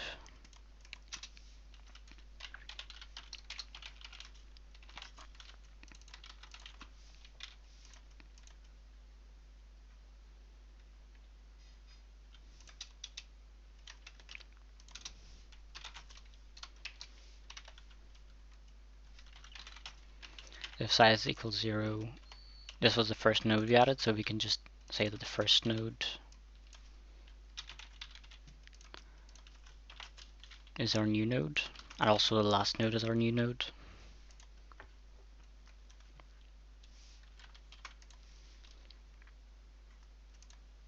And then when dequeuing, we always dequeue the last node. No, the first node. That's the first one to be added, and then after that it goes on the right. So we add one thing, and then we chain another thing over, and then another. The leftmost one is always going to be the one that is added first. That's the one that should be removed first, so first in, first out. So when we're going to remove it, we're going to take it off and make this one, the node that is next, the first node of the queue. So we're always dequeuing the first node. So the value we need is type t, and it's the value that the first node stores. And because the first node is a pointer to a node, we use the arrow operator to get the value it stores. I think it's item, I called it. Then what we need to do is say that the first node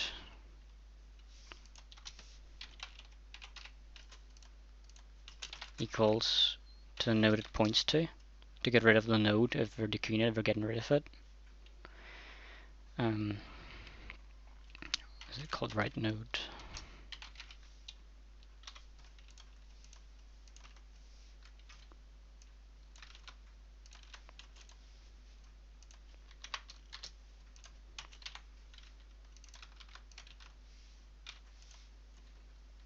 And I'm going to store the first node, basically a node that we're getting and then we're removing.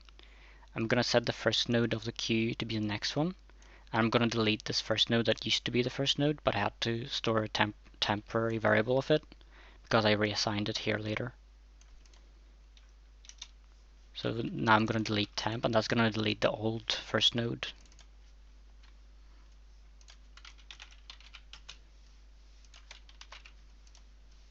So just to remove it to clear the heap memory and to allow the computer to use it later.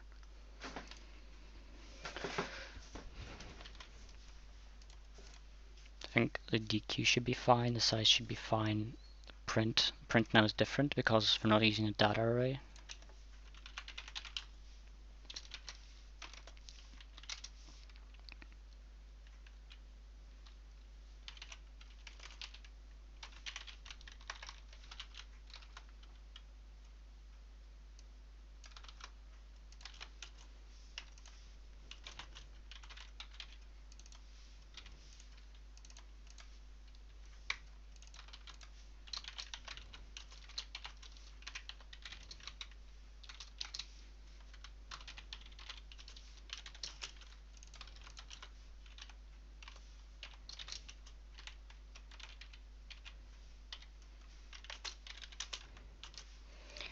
So we're starting on the first node, variable called temp, and then what we're going to do is temp is going to equal the next node it points to, so the right node.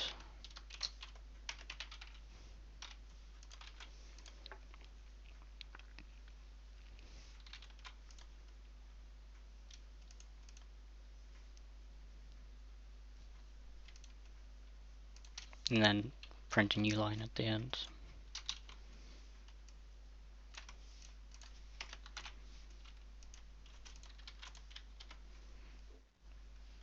That's great.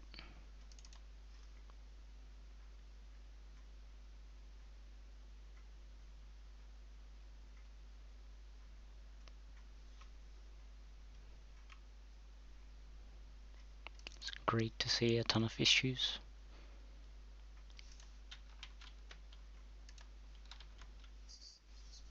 I have not defined the constructor.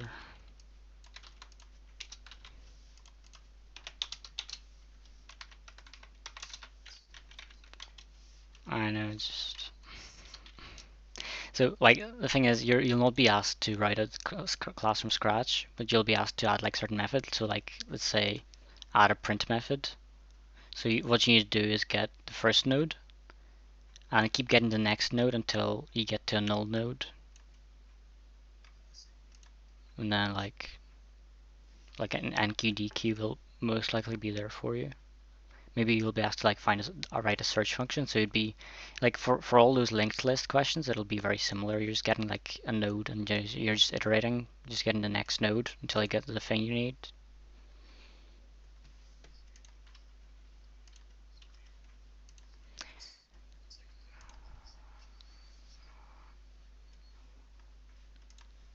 Basically, when you're using a pointer, you have to use some.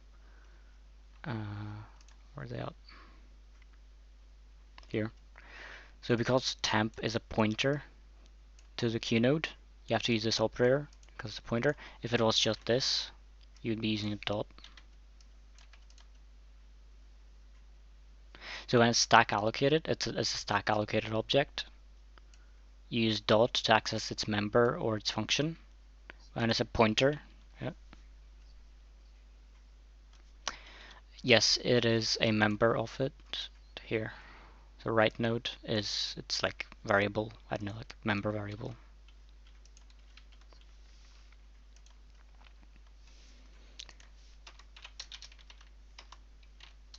It basically tells like the pointer to dereference itself and then access the item of the dereference value, which will be like a QNode object, because it's a pointer to a QNode object. So to get to the QNode object, you dereference a pointer, and then you can access the values. Like this operator kind of just does this for you, so it's the same as me dereferencing it to get to just the QNode object, and using dot to access its members. So those two are the same, pretty much.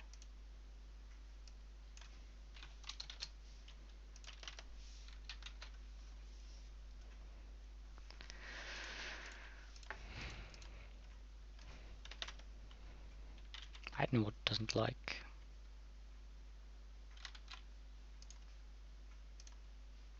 What do you not like?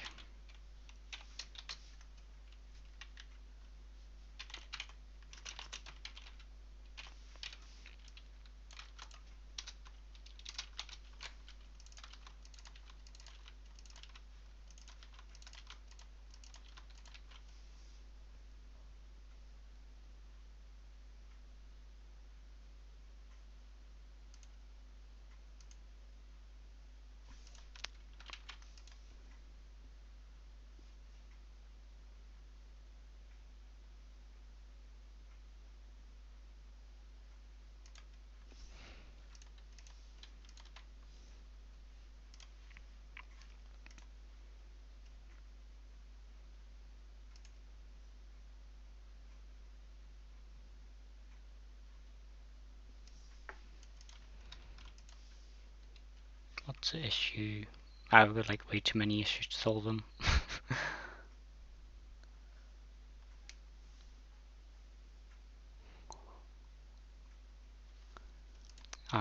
Right. I did not include QNode, so it doesn't know what a QNode is in any of my Q code. So it wasn't able to get to like any of those.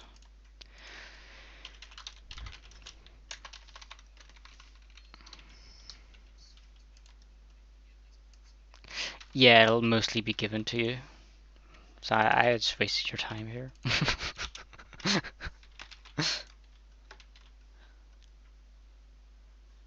Like a lot of it will be given to you, but you kind of need to have like done it to know how it works for the most part. But like you'd be asked to do a method of it usually.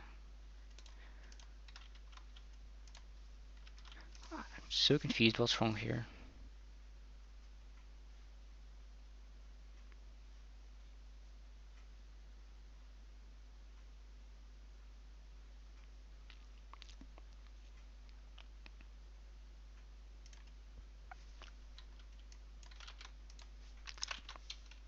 I'm literally falling asleep.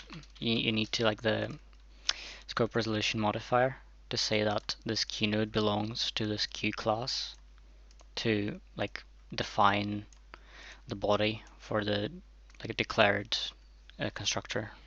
I just need this here. Now this no longer has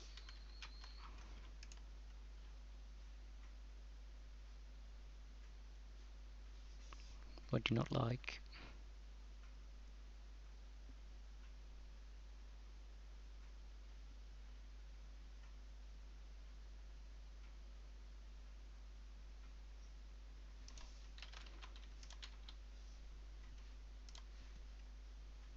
We're reducing the number of errors, but slowly. I can't spell first node. And then the issues here.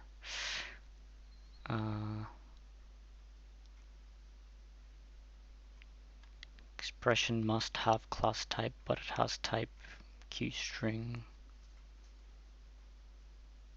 What?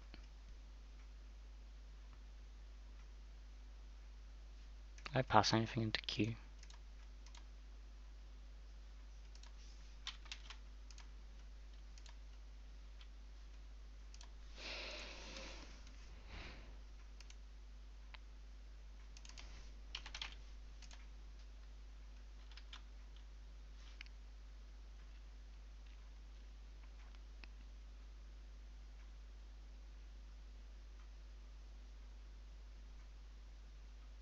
Any ideas?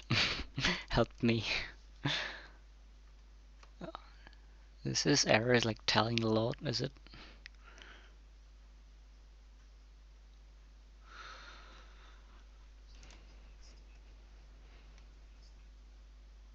I don't know.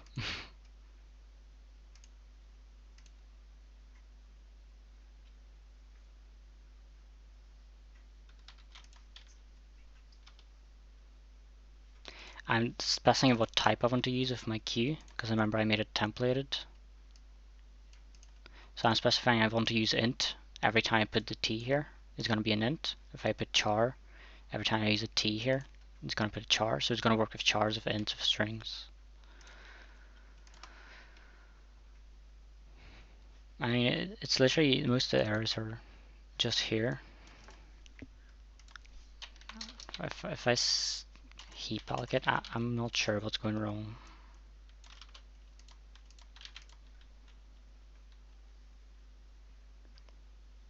It's okay if it'd been heap allocated for some reason, but not stack.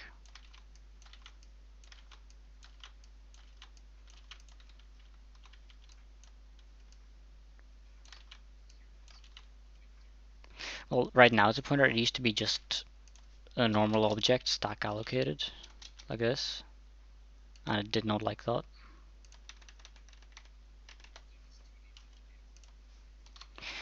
I don't think it does really. I'm not sure. You should be able to stack allocate it, just like a normal thing.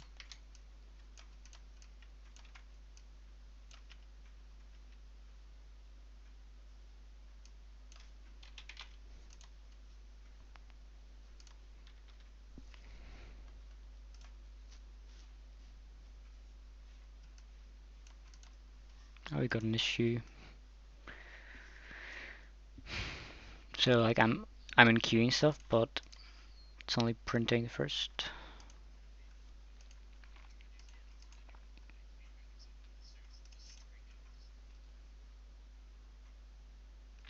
Yeah, you need to be careful about that. Like if you put int here but you pass in strings, it won't let you.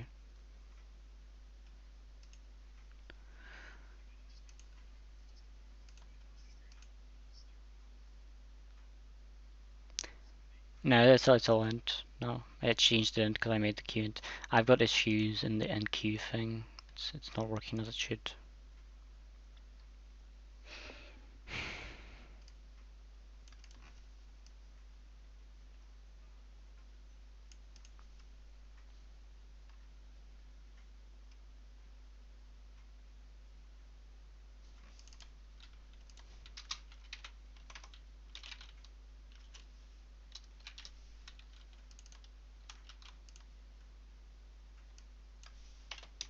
I've not linked each node to the other when I'm adding. So what I've done is, if it was the first node, I made it the first node and the last node be like whatever I added, the new node I created. But when it's not the first node, I've not linked the previous last node to this new node.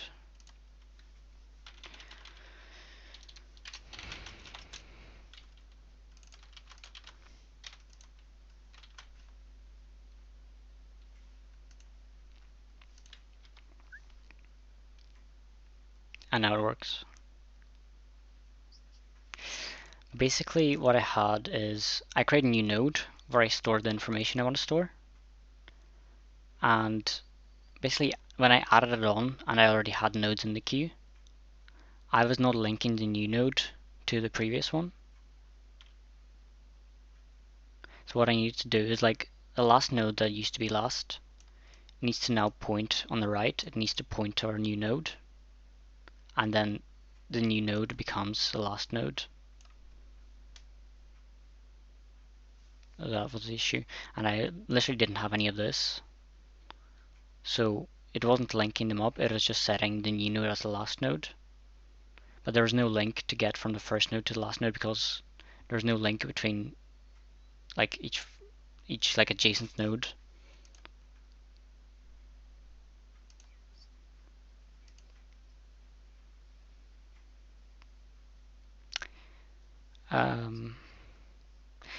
It's not that I need to when I make a new node, I automate it with a constructor. So when I create a new node, I can pass in the left node or the right node that it needs to point to. So it, like a new node needs to point, actually not the first node,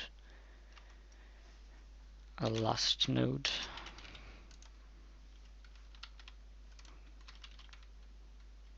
What they do?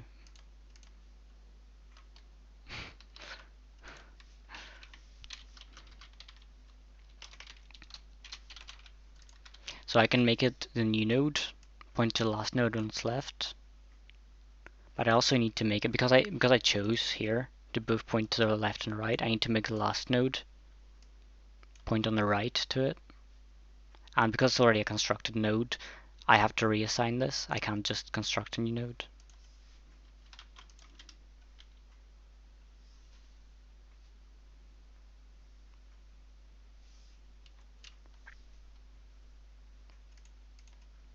If there's like anything specific you want me to go through, I'll probably really need to do like another session like tomorrow or something. I mean, just like, just give me a specific question you want me to go through in the practical. Oh, come on.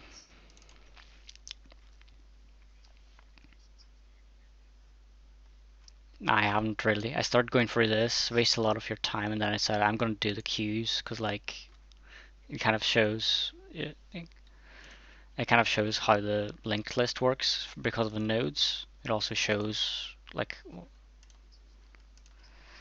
we can't get answers for practical test because there could be a question from it on the exam. I think maybe. So yeah, I can because like they're not the official answers, so it could well be wrong. But for the practicals,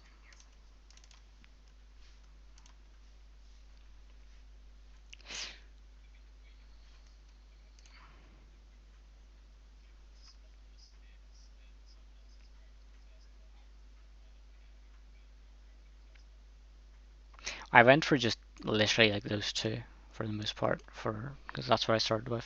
So the fill one, it was starting at the base, like at the base address of the array, so like the 0th element, and then it was going down, so it was like this with each iteration of the loop, and instead you need to go up. So you needed to get the pointer, dereference it, set it to the value you want to set it, and then go up. So the next time through, it's the next one up, and in parallel, you could probably just do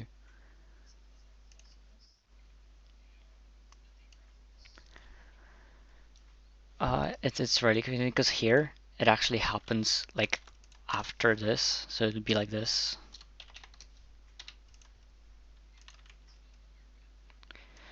It's so basically the plus plus being on the right of pi tell you that it'll increment it after performing all operations of it on this line.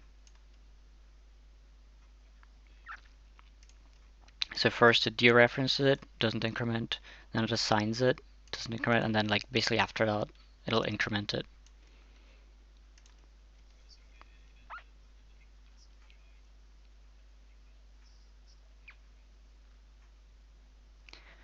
Yes, it does. It increments PI.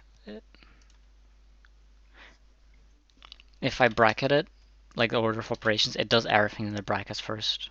So I'm pretty sure it'll not work. It'll increment it, then dereference it. I can try it though.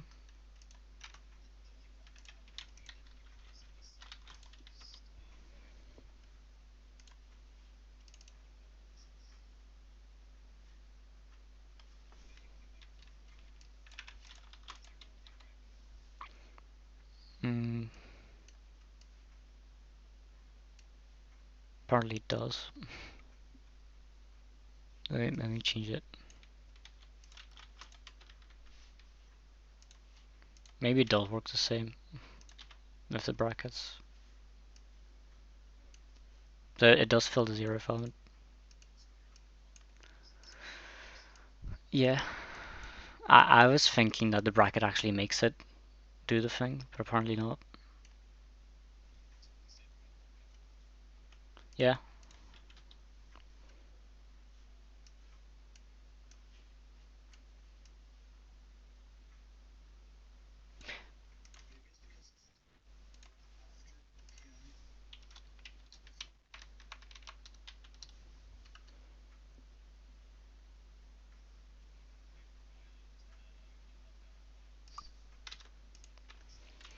Header files I mentioned in the recording earlier when I was creating the headers for this.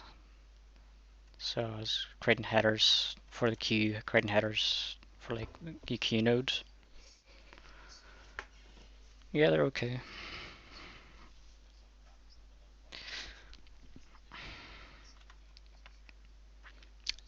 The namespaces, this, like this, or oh, like in the header, right? So those things.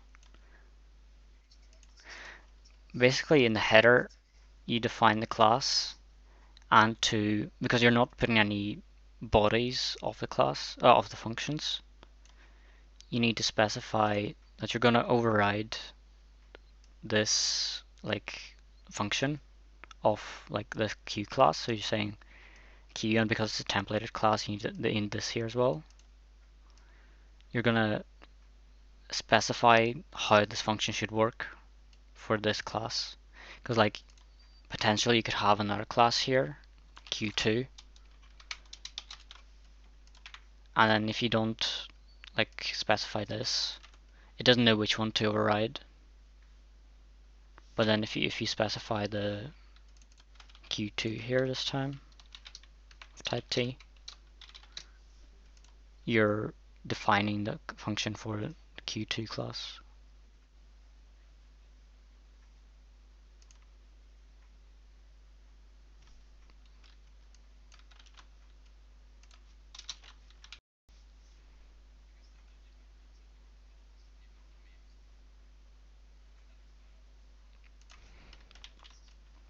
Yeah, but you still have to do this no matter. Like it won't work otherwise. But like it's basically designed to prevent such issues. So you always have to specify what class you're redefining like defining the method for. DQ.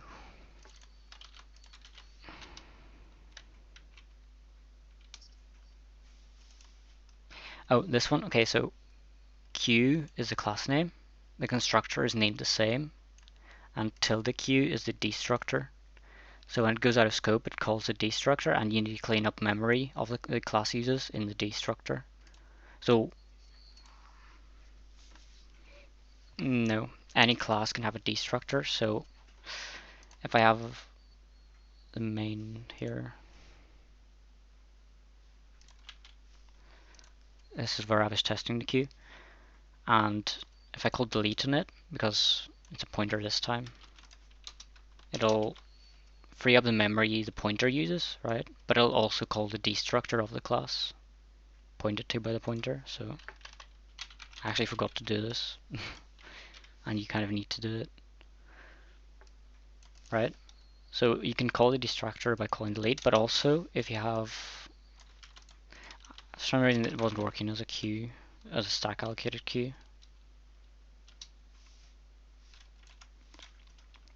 Let's try it now.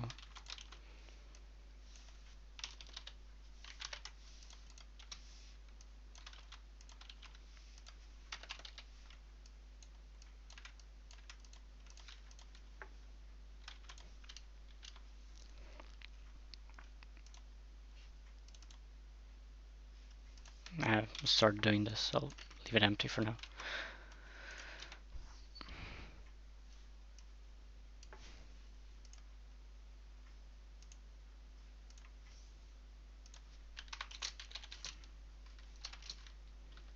So the difference between those two is this is heap allocated because you use new, so it's gonna put it on the heap, return you a pointer, and you store it in the pointer to the object. This is stack allocated. You just declare an object of the type without a pointer, and you can use it with a dot instead of the pointer access operator. And basically this one, when it goes out of scope, so when the function ends that contains it, or basically when the curly braces that contain it end, if I put it into here, it's going to go out of scope earlier, so I could have some more code, but then this only lives inside of those curly braces. Yes, it gets, this variable gets deleted, and that calls the destructor that you define. If you don't define the destructor, it means you're not bothered to clean up any memory that this could have assigned, because we could have assigned a ton of nodes. But if you don't clean up the nodes, they stay there. We have not deleted the nodes created with new. I mean, we could have created a ton of them, and then they're just occupying the space. And by deleting them, we're telling that the computer can use that space. If you don't delete them, the computer is like limited to the space it has left with. So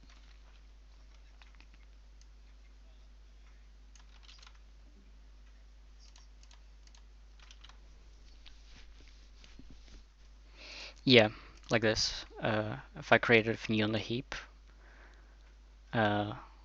we delete it. And the same thing for the nodes I create in the class. So for any of the nodes I created, for any nodes I currently have. I actually missed code a lot. When I dequeue, I should be deleting. Okay, I am deleting, yeah. So when the first node I want to dequeue, I get its value. But then because I'm not going to use it anymore, I delete it, so the memory that it was being using is now freed up, so it can be used. Yeah, basically, the main thing you need to remember, anything you created with new, let's say in the main function, you only need to delete at the end. But for those, for queues and lists, it depends when you don't need it anymore. That's when you're going to delete it. So basically in dequeue, or like a remove method for a list, that's when you have to delete the node. And also in the destructor. So let me finish the destructor quickly.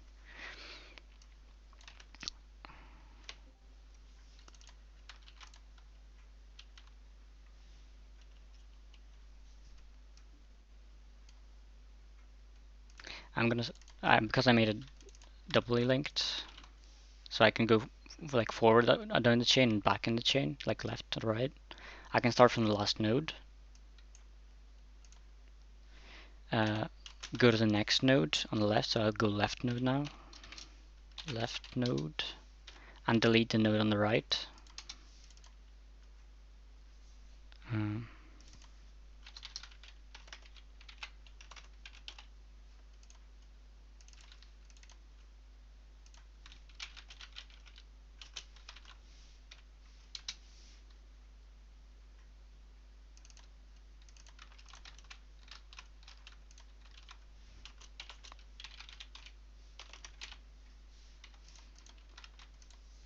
So basically I'm starting at the last node.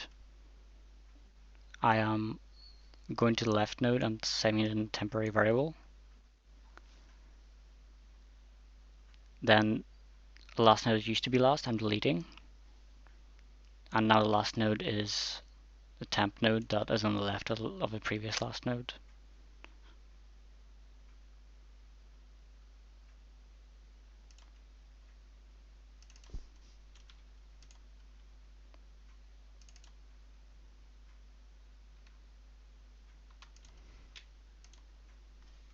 I think I can print something in here for you to see when it actually occurs.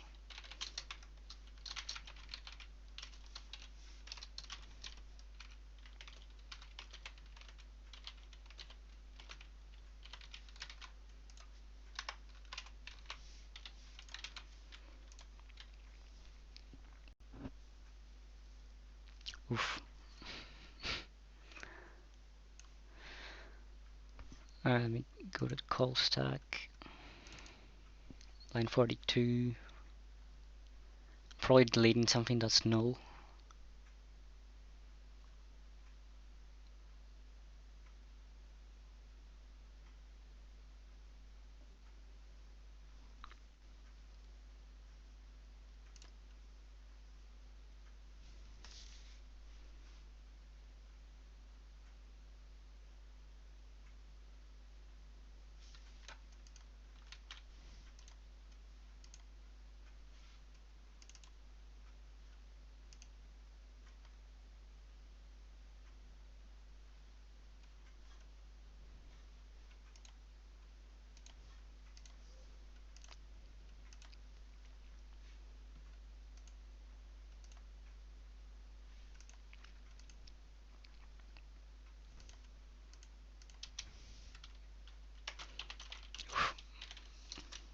Joy.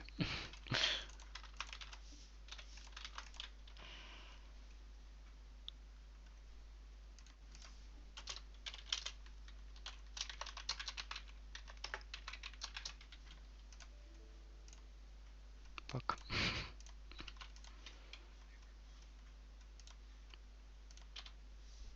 Yep.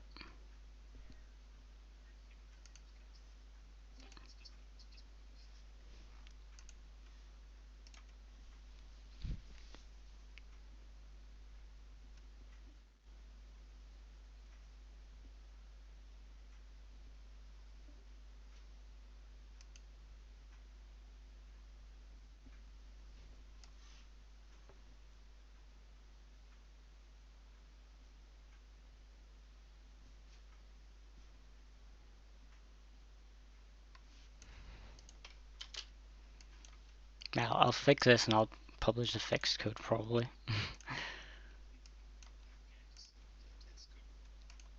This queue thing. Oh, I mean the test code as well, but like the queue as well.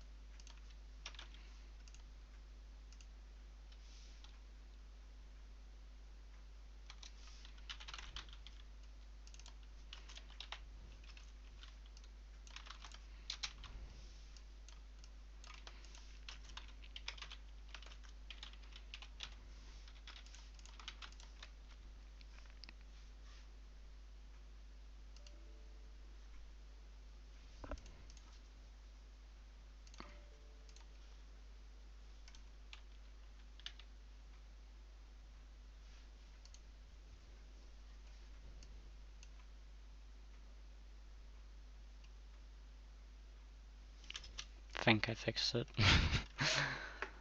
This broke my brain for a second. More than a second, really. So, start the first node and store the next node along in temp. Delete this first node, but because we have access to the second node, we can now set the first node to be the second node, and we set temp to be the next node away from it. So basically, the first node, like right node of the first node, and we repeat it until temp becomes null. But then would I delete the last node then?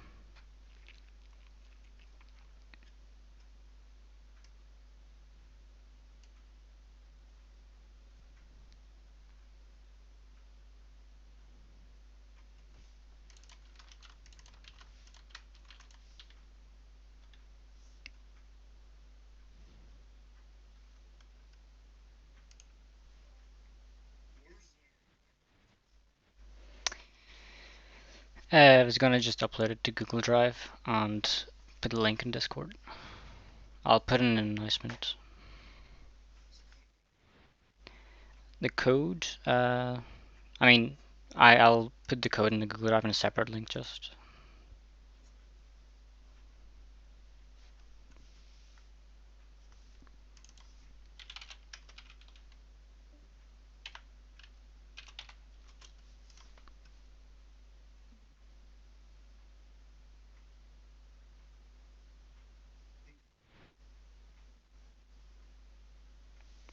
The first node. I'm not sure, it's for an access violation thing. What? It did work, but like I'm like confused if the very last node actually gets deleted.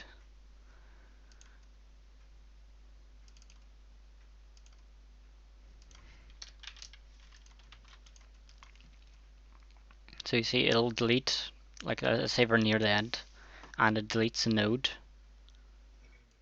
and then it's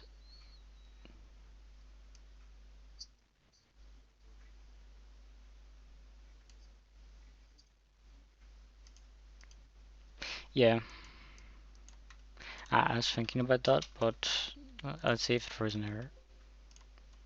I will try. I just keep pressing something by accident. Keeps building stuff. Yeah. That was my concern that at the end here on the very last node, temp can be null, but first node still points to a valid node and we haven't deleted it. And then that works because that deletes it after the very last one.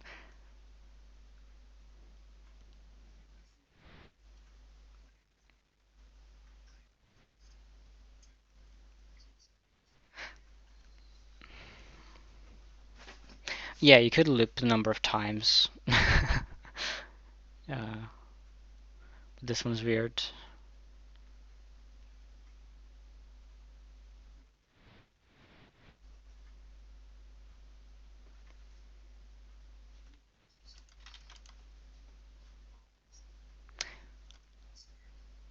Yeah, do while would work. But yeah, I'll keep it like this for now. Right, what's the consensus on another session for me to waste your time? Well, like, just give me a list of questions to go through, because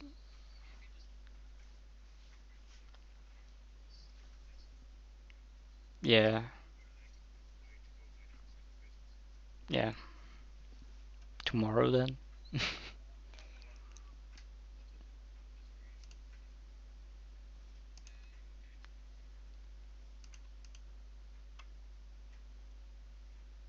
And you said you moved the tomorrow's group call.